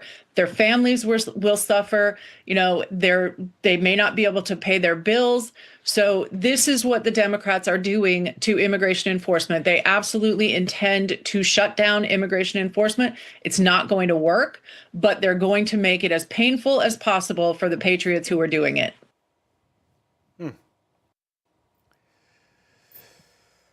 The expert warning about unfunded operations directly contradicts what Republican leadership is claiming about the scope.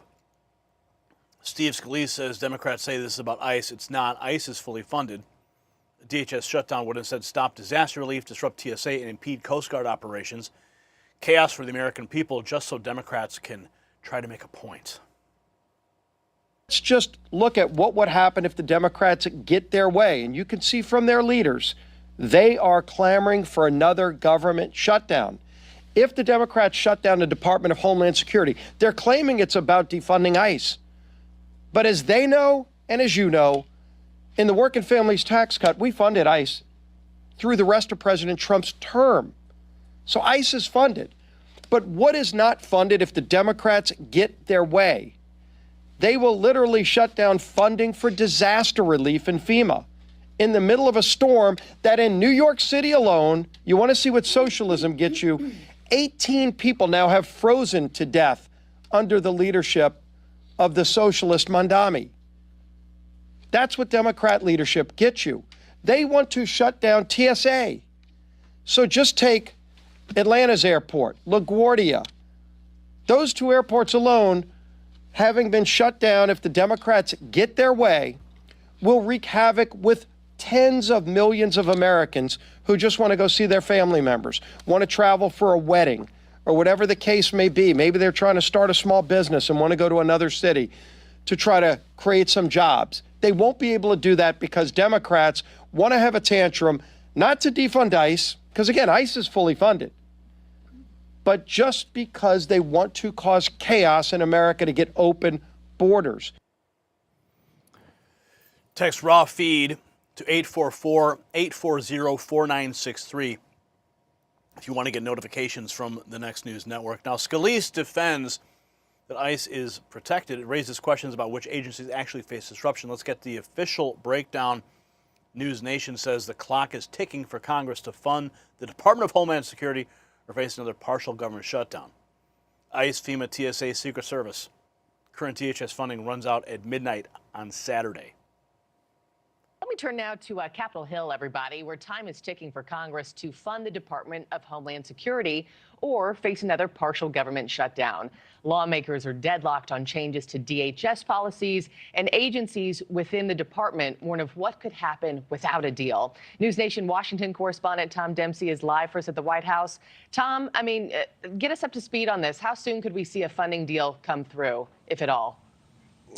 Hey, Marky. Yeah, good morning from the White House. Well, House Speaker Mike Johnson saying votes will happen later today in the Senate on measures to fund the Department of Homeland Security. But here's the thing. We are still waiting for any sort of signs to emerge that a deal has been reached. And when we talk about this possible partial government shutdown, this would impact exclusively DHS and impact agencies like FEMA, the TSA, the Secret Service, and Coast Guard.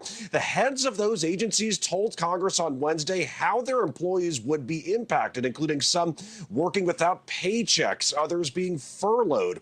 The acting administrator of the TSA shared details of what workers experienced during that record-breaking 43-day shutdown last year, hoping it does not repeat soon.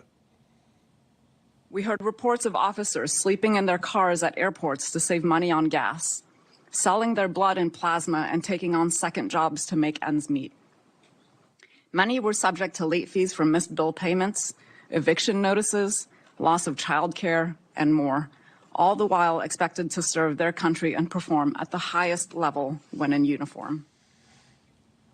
House Speaker Mike Johnson saying negotiations remain ongoing, with Democrats really pushing for changes to immigration enforcement in order to fund DHS, including requiring federal law enforcement to take off their masks and show proper identification. Republicans, though, say some of those proposed changes go too far, while others want to see penalties for sanctuary cities and require prison time for anyone entering the country illegally. Now, it's interesting to note with all these negotiations happening that some ICE operations will not be impacted because the agency has already received billions of dollars under the one big, beautiful bill that was passed last year. But Marky, adding on to really the immediacy to find some sort of a deal, some lawmakers have plans to travel overseas for various events, but a deal needs to be reached by the end of tomorrow night. Yeah. Marky? We'll see if a resolution comes here within the next 24 hours. Tom Dempsey, live for us in Washington. Thank you.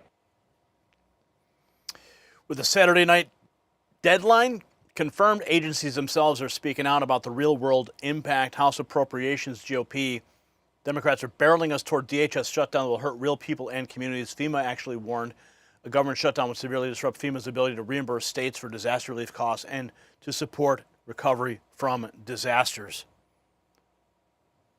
Government shutdown would severely disrupt FEMA's ability to reimburse states for disaster relief costs and to support our recovery from disasters. Delays in deploying financial assistance to affected communities would hinder timely disaster results. States and communities would be forced to wait for long-term response work to continue. A lapse in appropriations would also result in the furlough of many FEMA employees, limiting the agent's ability to coordinate effectively with the state, local, tribal, and territorial partners. This will hinder communication, planning, joint operations, effective disaster relief outcomes, and complicate recovery efforts. Crippling FEMA's central operations and recovery-related work will come at the expense of the American people. The expense of the American people. We saw this play out before. We knew this fight was coming again. FEMA's warning about disaster relief cuts deep, but the cybersecurity angle makes it even more alarming. Oh boy. You talk about the impact on our national security posture. You said, that the government shuts down, cyber threats do not. That was a line that I will certainly take away from this hearing. And with the rise of China's use of cyber warfare, obviously CISA is just an incredible part of our firewall, such a key force in being able to keep our networks and the connected infrastructure safe. So can you describe the impact of a shutdown on your operations and the ability to maintain those routine cybersecurity measures that we rely on not only at the federal level, but with our state and local partners like in Iowa? Yeah, Congresswoman, thank you. I think, like I said before, our activities will be strictly limited to protecting life and property. But we will do everything we can to meet the mission during a shutdown. We will have about 35 to 40% of our staff, about 900 people who will be working without pay. And uncertainty and those missed paychecks are a serious hardship. We have a dedicated and amazing staff that works 24/7 and obstructing some of those nation-state adversities that we have.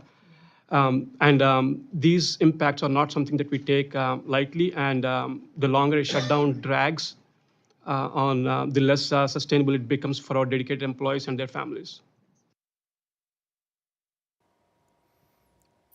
How do you like them apples, huh? Leaving us wide open for cybersecurity threats to ravage our nation. That's what Chuck Schumer wants. Democrats even breaking ranks to sound the alarm, too. Democrat Rep. Cellular is warning colleagues not to shut down the government. Homeland Security is never an easy bill, and it never should be. It deals with real risks, real people, real consequences. And I appreciate the seriousness you brought to this work, and I appreciate the bipartisan spirit that has allowed this subcommittee to function even at times, very difficult moments like now. We're meeting today at a very important time. In just a few days, if Congress doesn't act, the Department of Homeland could face a shutdown. And while the American people may hear the word shutdown and think of Washington politics, what that really means is delayed disaster response, weakened cyber defenses, and uncertainty for the men and women who show up every day to keep this country safe. This is not theoretical. Every member here represents transportation security officers, and we support, they work long shifts to keep our airport secure. Every member relies on FEMA when disaster strikes their state or their district. Every member depends on CISA as cyber threats target hospitals, pipelines, schools, and local governments. Every member recognizes the critical role Secret Service plays, and will be playing this year with security around the World Cup and the American 250 celebrations. Every member counts on the Coast Guard, men and women who carry out 11 statutory missions, often under extreme conditions, often with limited resources, and always with professionalism. So let me be clear from the very beginning. The public servants of the Department of Homeland Security have the full respect and support of Congress, Republicans and Democrats. They deserve stability, clarity, and leadership from us. But are they getting it? Not from Chuck Schumer. It's not just Republicans worrying about security risks. Here's what he's telling his own colleagues. You heard it. Today, acting TSA Administrator Ha Nguyen McNeil spoke before the House Appropriations Committee on how another shutdown would impact operations in our workforce, many of whom are still recovering from the last shutdown. TSA's critical national security mission does not stop during a shutdown. Around 95%, or 61,000 of TSA's employees are deemed essential and continue to work to protect the traveling public during a shutdown while not getting paid. These TSA employees live and work across the nation within your communities, securing over 430 commercial airports and performing incredibly challenging and demanding jobs.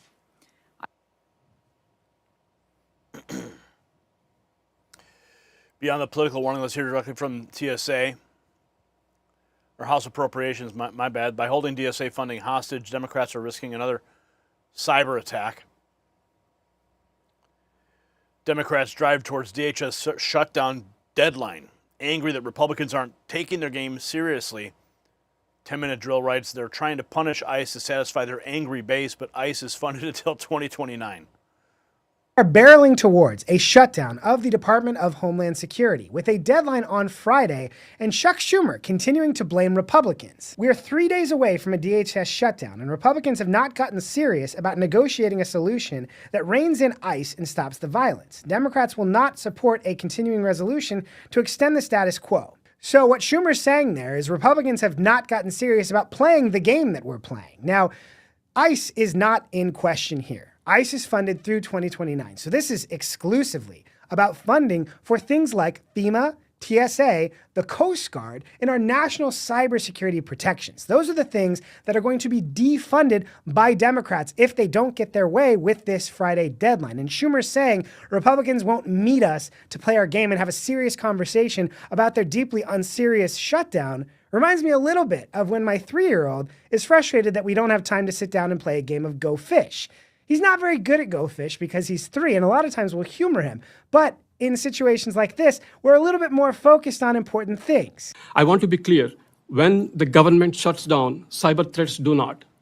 And our adversaries work 24/7. Even a brief lapse can have lasting consequences. That was the head of the Cybersecurity and Infrastructure Security Agency, highlighting the fact that those threats do not stop, even if that agency loses funding because Democrats are trying to play a little game there. But here's TSA. As the shutdown went on and on last time, what we did see was an increase in unscheduled absences, which means folks calling out because they could not afford to show up to work. The other big one to watch is FEMA. We have had a series of terrible winter storms. So all these security warnings culminate in broader question about what's really driving the standoff, and it brings us back to a familiar political battle. Representative Jason Smith, why should you ban ICE from being at polling places? Illegals are not supposed to vote in America. It doesn't make sense. Back to the demands that I believe the Democrats are making. It includes needing a warrant to enter private property, banning agents from wearing masks, having badges, having body cameras, prohibiting action at schools, hospitals, and churches. What's the objection to these matters, which is the issue that could result in a shutdown? Why should you ban ICE from being at polling places? Because illegals aren't supposed to vote in this America. I mean, like, it does not make sense, the requests that they're happening. Enforce the rule of law, and that's what President Trump is doing. Apparently, Democrats don't like the rule of law. If they don't like the rule of law, they need to change it. They have never changed it, but they're complaining now.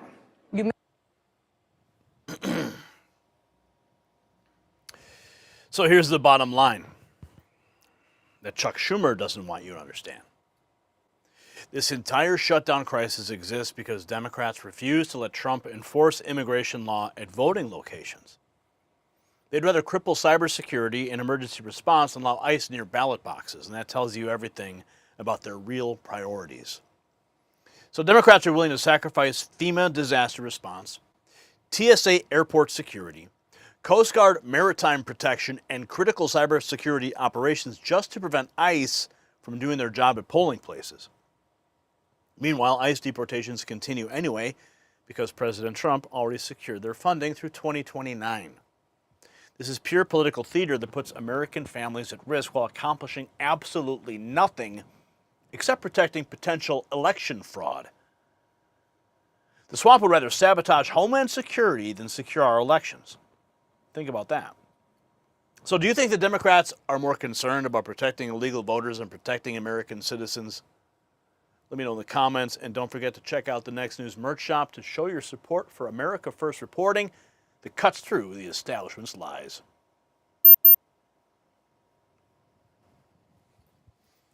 All right, looks like we have Janie dropping $9.99. Thank you, Janie. I'm a retired law enforcement, 25 years. I can't imagine not being able to back up ICE or telling callers on 911 that they're on their own or doxing ICE. Unfathomable. Losing faith in humanity. Well, Janie, we're trying to fix that. And I did see a whole bunch of folks coming in on the SMS subscription number. Very cool to see that. If you haven't yet, text raw feed to 844-840-4963. And you'll get a confirmation text message right back. And it'll say, you're subscribed to the raw feed alerts. And there was someone dropped like 2 emojis. I don't know what those emojis are. It's hard to tell. Yeah, emojis won't cut it, guys. You got to text the words in. Let me see. I'll refresh the page. Maybe you guys, maybe someone else just signed up. As you can tell, I'm excited about this because now we finally have a mechanism to bypass the notification problem that is just a huge problem on YouTube. So if you're frustrated that you're not getting notifications when we go live or getting notifications when we drop a new video, this is the way to do it. So, all right. Let's get into this next topic here because we got to talk about what's going on at Apple. Yeah, they're getting called out now. Remember when Tim Cook was hanging out at the inauguration? Remember all those Silicon Valley boys hanging out there? Yeah, I do too. Well, that romance was clearly short-lived. We're going to get into that right now.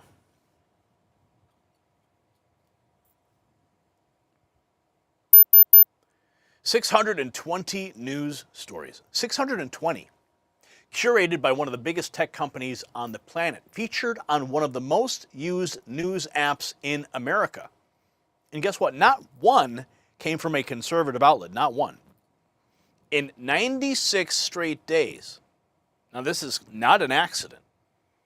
And when you combine it with mass layoffs at the Washington Post and CNN losing 2/3 of its audience, a pattern starts to form that should concern every American heading into the midterms. Now, the media is not just changing. It is being restructured. The Washington Post just cut reporters and then locked them out of their computers and building.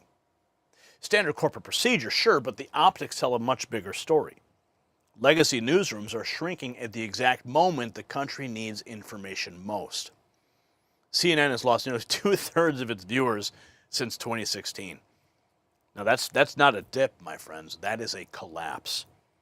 And at the same time, the platforms that millions of Americans use every morning to get their news are being accused of filtering out one entire side of the political conversation. The Media Research Center found among 620 top stories on Apple News in January, 0 came from conservative sources. Commentators like Devoy Darkins and Brittany Hughes say Apple News has become a left-wing echo chamber. And how do you defeat that, though? How do you get around it? Well, look at that number on the screen. We just set this up. 844-840-4963. That is the official Next News toll-free number.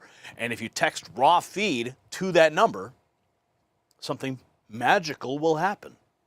You bypass every single one of these people who are trying to censor the truth. And you'll get notifications directly from the Next News Network. You'll know when we go live. You'll know when we publish a new video. You'll get direct messages right to your phone. A link, click, done. You see, this is how we have to fight back against this type of censorship. Dave Boswell says that the big news apps like Apple, Google, MSN, Yahoo, they are working with the left-leaning media. No surprise, really. I mean, we all remember when we saw them all glad-handing with President Trump on Inauguration Day. Well, that honeymoon is long over because we're going into the midterms. If you're a conservative voice like I am here on YouTube, and everybody who is a conservative voice on YouTube recognizes this, views are down again. And why is that? They're shifting the algorithm just in time for the midterms. You see, if all of that's true, then the midterms will not be decided by campaigns. They will be decided by code. And that's why you have to call, not call, but you have to text that number. Text raw feed to 844-840-4963. And speaking of things that the media won't tell you about, there is a critical story unfolding in the metals market that has massive national security implications. Yes, there's a metal that most people never think about, but governments and defense contractors, they track it every day. Now, I've spent years watching gold and silver, but the opportunity that stopped me cold sits just a layer deeper in critical minerals, one metal above all others. I'm talking about titanium. While everybody focuses on precious metals, titanium powers our military jets, submarines, space program. And China controls most of the supply chain, creating a national security crisis, and that is where SAGA Metals comes in. They're developing North American titanium resources right here on our continent. This isn't just an investment opportunity, it's about American energy independence and national security. The defense contractors know it, the Pentagon knows it, and smart investors are positioning now before the story breaks mainstream. You're hearing it first at the Next News Network. So check out SAGA Metals while this opportunity is still under the radar. There's a special exclusive briefing that's been prepared just for Next News viewers, linked below this video. Now back to Apple's censorship scandal. Yes, it's not just the platforms. The White House is playing offense. Press Secretary Caroline Leavitt stood in front of the press corps and read off a list of administrative wins. She says the media refuses to cover. I mean, the strategy is clear. Bypass the traditional outlets. Speak directly to the online audience. And that's what I do every single day. That's why we set up this phone number. You see, you got to speak to the online audience and let the legacy press argue about why their ratings are cratering. Meanwhile, commentators like Molly Hemingway, Buck Sexton, they're saying CNN deserves its collapse. And the Washington Post, the tech guild, is stunned that getting fired means getting locked out. As one put it, that is literally how getting fired works. Now, here's one person. I'm part of the massive layoffs at the Washington Post. I'm sad and angry. We all want to keep doing the work. But for now, I want to document a reality of being in journalism today. Well, listen, guy. Listen, guy. How about you just start a blog? Right? What are those things they all want you to sign up for? What is it? Like, they got these blogs, people sign up, they write big things, and people pay for it. Yeah, maybe you could do one of those things. I don't know. What is it called, Brian? You know what I'm talking about? I don't know. I forget the name, but whatever. Let's see what this recently fired staffer has to say. First, we will be closing the sports department in its current form. We plan to retain several reporters to join features and cover sports as a cultural and societal phenomenon, as well as several folks to staff the print sports section. This is obviously a uniquely and incredibly difficult decision. Our sports coverage is often superb. Our sports writers are among the most talented in our business. Sports has a very proud legacy at the Post. Unfortunately, we are grappling and have been with just major changes in the way sports news is delivered, shared, and experienced across the industry. Yep. That's the view real time when the Washington Post made their big announcement. They sent out a notification. Join us on Zoom. Leave your key cards at home. The layoff story isn't just about jobs. It's setting up a bigger pattern of media industry chaos and desperation. WAPO Tech Guild. Stunned they got locked out of computers and their building after the layoffs. Newsflash, that's literally how getting fired works. Twitchy headline, the moment at WAPO. Fired employees baffled by turned off computers and door badges. Yeah, it's pretty simple. You're fired, right? You are fired. You're fired. Get out of here. You're fired. Get out. That's pretty much how it works. The mockery of these fired journalists reveals something deeper. Traditional media is losing credibility and influence very fast. David Burge writes, management thought they could just fire us and lock us out. They were correct. Honestly, great call by management. WAPO Tech. Last night after working hours, our members who are being targeted for layoffs by the Washington Post were locked out of their work devices, platforms, and the Post building. I wonder why. To do a thing right now to show the management that they can't trample our rights and they can't just roll us over. Today is a somewhat scary day, but because everyone's here to demonstrate our collective power, we're going to be doing this together. Our plan is to walk into the building and show our right to work. Management has locked us out, and let us show them they can't just do it. Let's go. Is this real?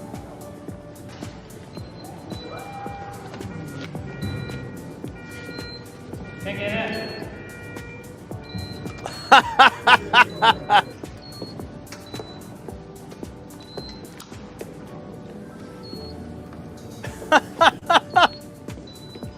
Oh my goodness. What a beautiful sight to see.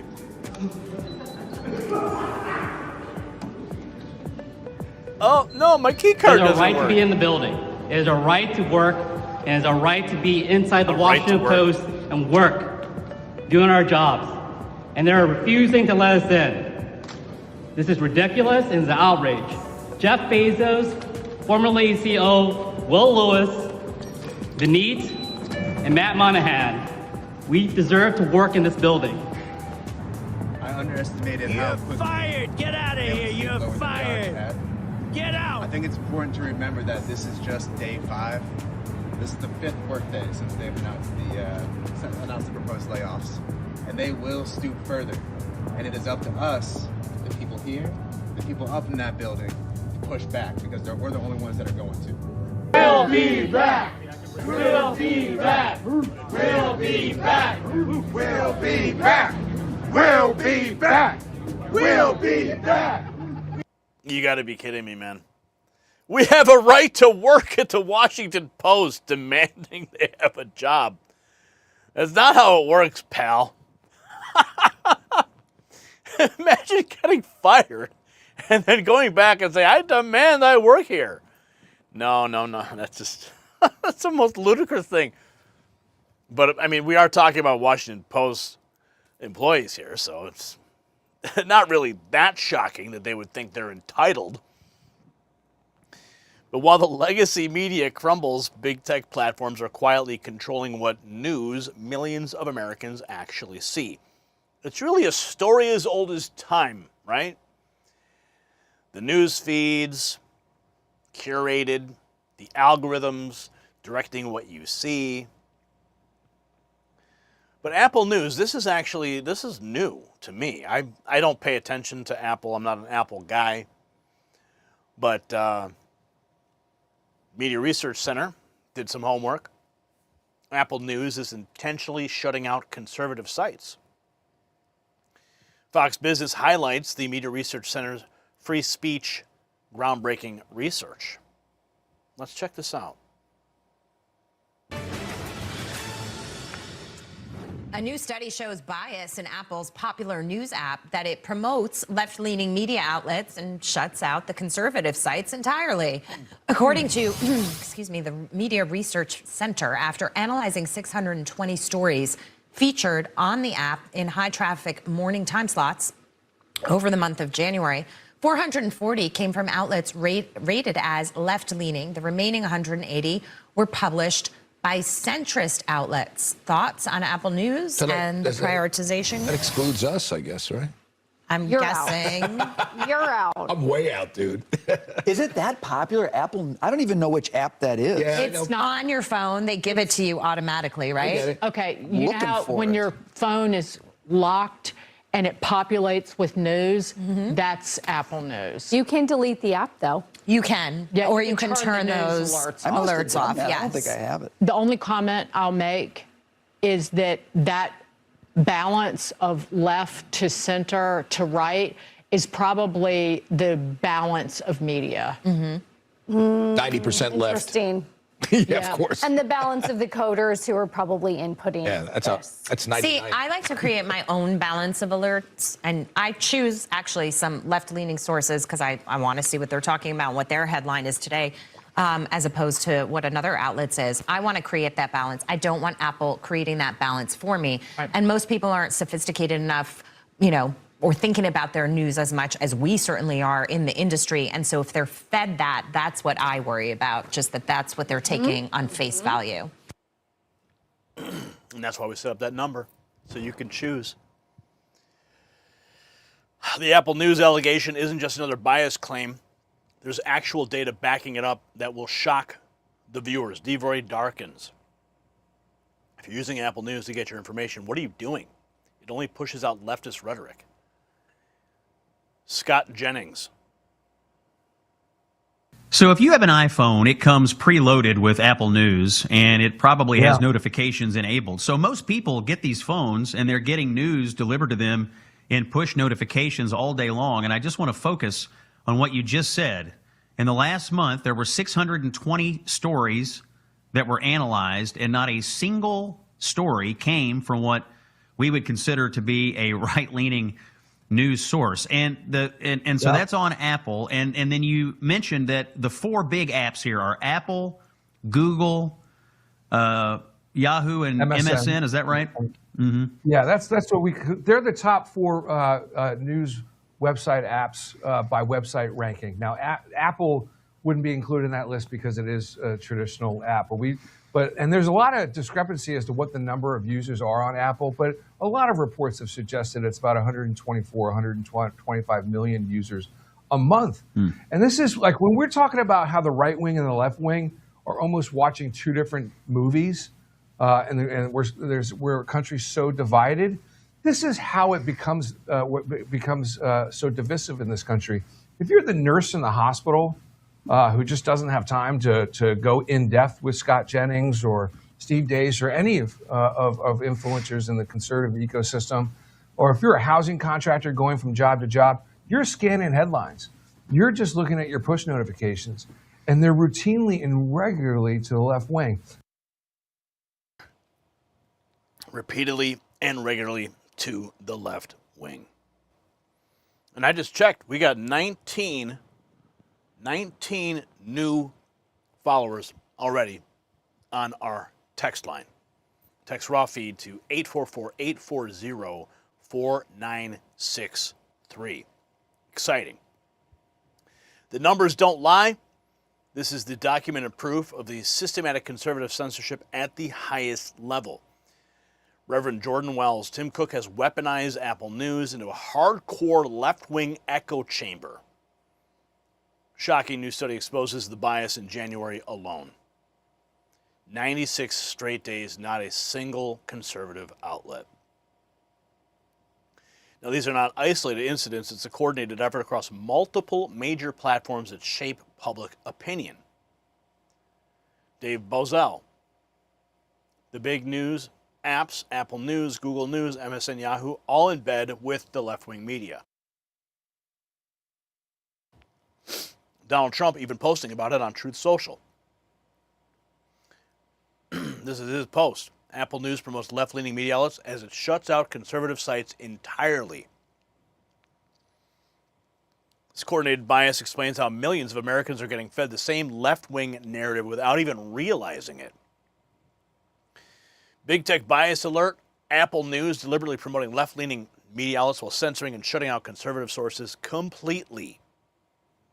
Boosting left-wing media outlets while suppressing conservative ones. Ty Pyro is joining us with the details. Good morning, Ty. Good morning to all three of you. This all stems from a study done by conservative watchdog Media Research Center, which found that of the 620 stories that ran during high-traffic morning time slots in January, the vast majority were from left-leaning outlets, while none were from conservative-leaning outlets. According to the New York Post, Apple News featured dozens of articles last month from outlets like The Washington Post, the AP, NBC News, NPR, and more, while both the New York Post and Fox News had 0 articles highlighted by Apple during that time period. The FTC chair posting to X yesterday that he sent a letter to Apple CEO Tim Cook expressing his concerns about, quote, allegations that Apple News has, unbeknownst to its users, systematically promoted news articles from left-wing news outlets and suppressed content from conservative publications.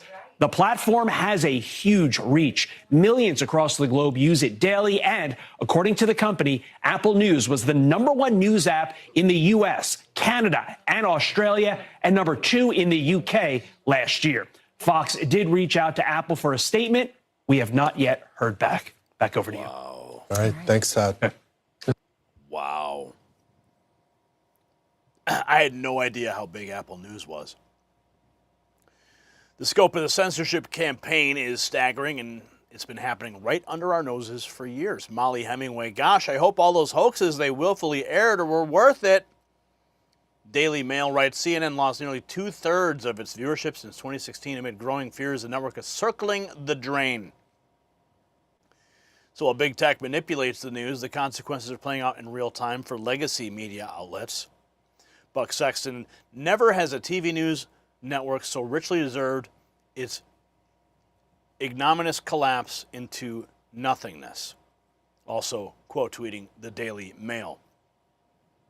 The media collapse is not random. It's the inevitable result of years of bias reporting finally catching up.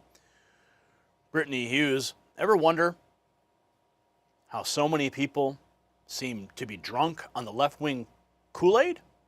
May I present Apple News. Have you ever wondered why your niece or your next-door neighbor or that crazy woman at your kid's school is buying all of this left-wing garbage and sounds like an MSNBC bobblehead every time they open their mouth? Here's why. More than 140 million people use the Apple News app every month, making it one of the most popular news apps in the world. So it matters what stories go on it. We at the Media Research Center analyzed more than 600 articles featured in the Apple News morning editions in the month of January, which is one of the app's most high-traffic time slots. Of those, 440 were from left-wing rags, like the AP, NBC, the Washington Post, and the New York Times. All of them painted the Trump administration's foreign and immigration policies negatively. Not one single article from a right-leaning outlet or perspective like Fox News or the New York Post was featured. Not one. In fact, as of Monday, Apple News had gone 96 consecutive days without featuring a single story from a conservative news outlet on its top stories. The last one was on November 5th when they ran a piece from The Telegraph about the civil war in the Sudan. This is why millions of Americans don't know about things like the violent criminal aliens being arrested by ICE or the true impact of voter fraud, and think that there's evidence that Donald Trump abused children contained in the Epstein files. There's not, because millions of Americans rely on big tech to supply them with their news, and all they're getting is left-wing propaganda slop, and they're buying it. Uninstall the app if you got it on Apple. While biased media crumbles, big tech censors, the Trump administration is actually delivering real results. Here's the press secretary. Just point out that there are a lot of wins in the news this week that people in this room have not asked about because you continue to ask questions about the same subject, so let me point them out for you. Again, on Friday, the Dow shattered 50,000 for the first time ever. This week, the American Society of Plastic Surgeons came out in opposition to gender mutilation surgeries for children. They are the first major medical group to do so. A federal appeals court today, nobody asked about that, just upheld the Trump administration's policy of detaining illegal aliens, validating the strong strong measures that have driven illegal crossings to historic lows and sent a crystal clear message that under President Trump, if you enter the country illegally, you will be detained and removed. The murder rate, again, not a single question about this, has plunged to a 125-year low as crime falls across the board thanks to President Trump's crime crackdown. We also saw this week national median rents have fallen to a 4-year low following 6 consecutive monthly declines, and mortgage affordability has surged to a 4-year high. Home ownership is the core foundation principle of the American dream, and I will repeat that mortgage affordability this week surged to a 4-year high, but not a single of mention of that in this briefing room today. And again, this came out last Friday, but for an unprecedented 9th straight month, there were 0 illegal border crossings at the southern borders. You didn't get that on Apple News, did you? See, here's the real question heading into 2026 midterms. It's not about policy. It's not about candidates. It's about who controls the distribution of information to 330 million Americans. Legacy media is dying. The platforms that replaced it are accused of ideological filtering. And the people running for office are learning they do not need any of them. The midterms will be fought over algorithms, not arguments. Right now, one side has a massive structural advantage that most voters don't even know exists. So the media collapse is not a side story, it is the story. Washington Post is gutting its newsroom, CNN is bleeding viewers by the millions, and Apple News is running a curated feed that apparently doesn't even include a single conservative voice in nearly 100 days. It's not about bias, it's about control. Whoever controls the algorithm controls what America sees, what America thinks, and how America votes. The 2026 midterms are not going to be fought on debate stages. They're going to be fought in the back-end code of the apps on your phone. And that's why you need to pick up your phone right now. You need to text raw feed to 844-840-4963. Most Americans have no idea that it is happening. So here's the question. Do you believe big tech is deliberately suppressing conservative media ahead of the midterms? Yes or no? Drop it in the comments because this matters more than any single election. And you can gear up at the Next News merch shop. Link in the description. And that's it. Sign up.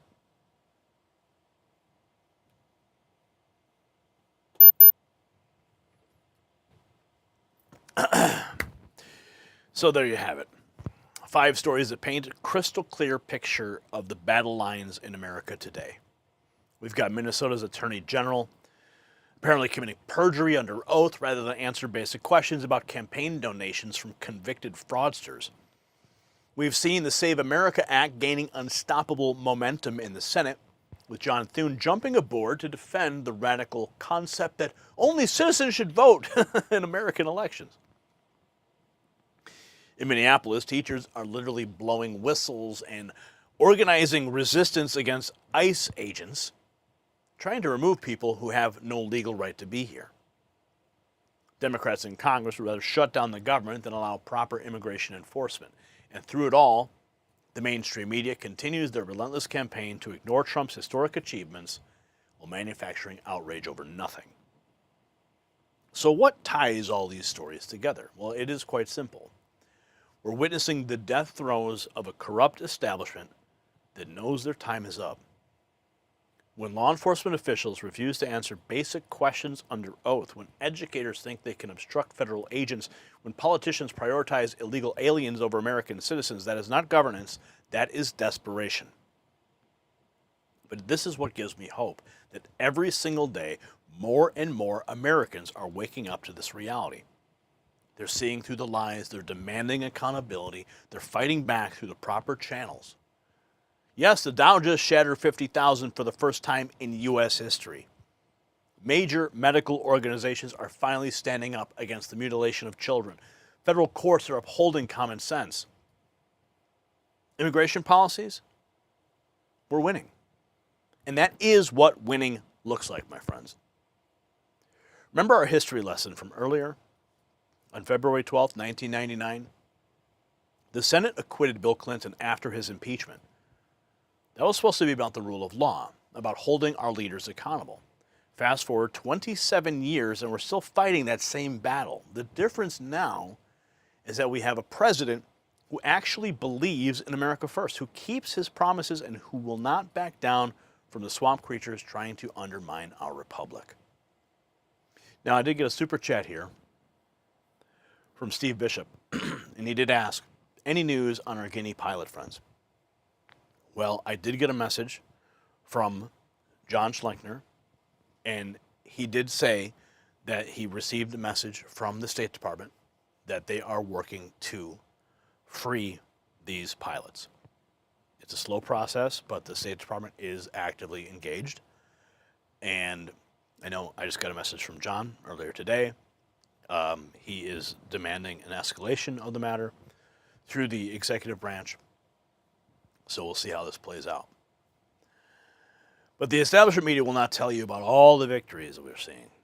They won't acknowledge the historic economic gains, the restored border security, the return of common sense to our institutions. And that is why shows like the Raw Feed matter now more than ever. We're here to cut through their propaganda and deliver the truth that they do not want you to hear.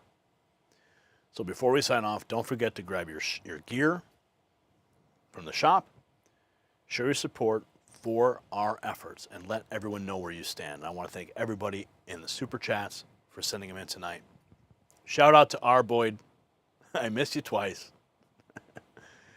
You guys your support makes this show possible, and your voices make our movement stronger.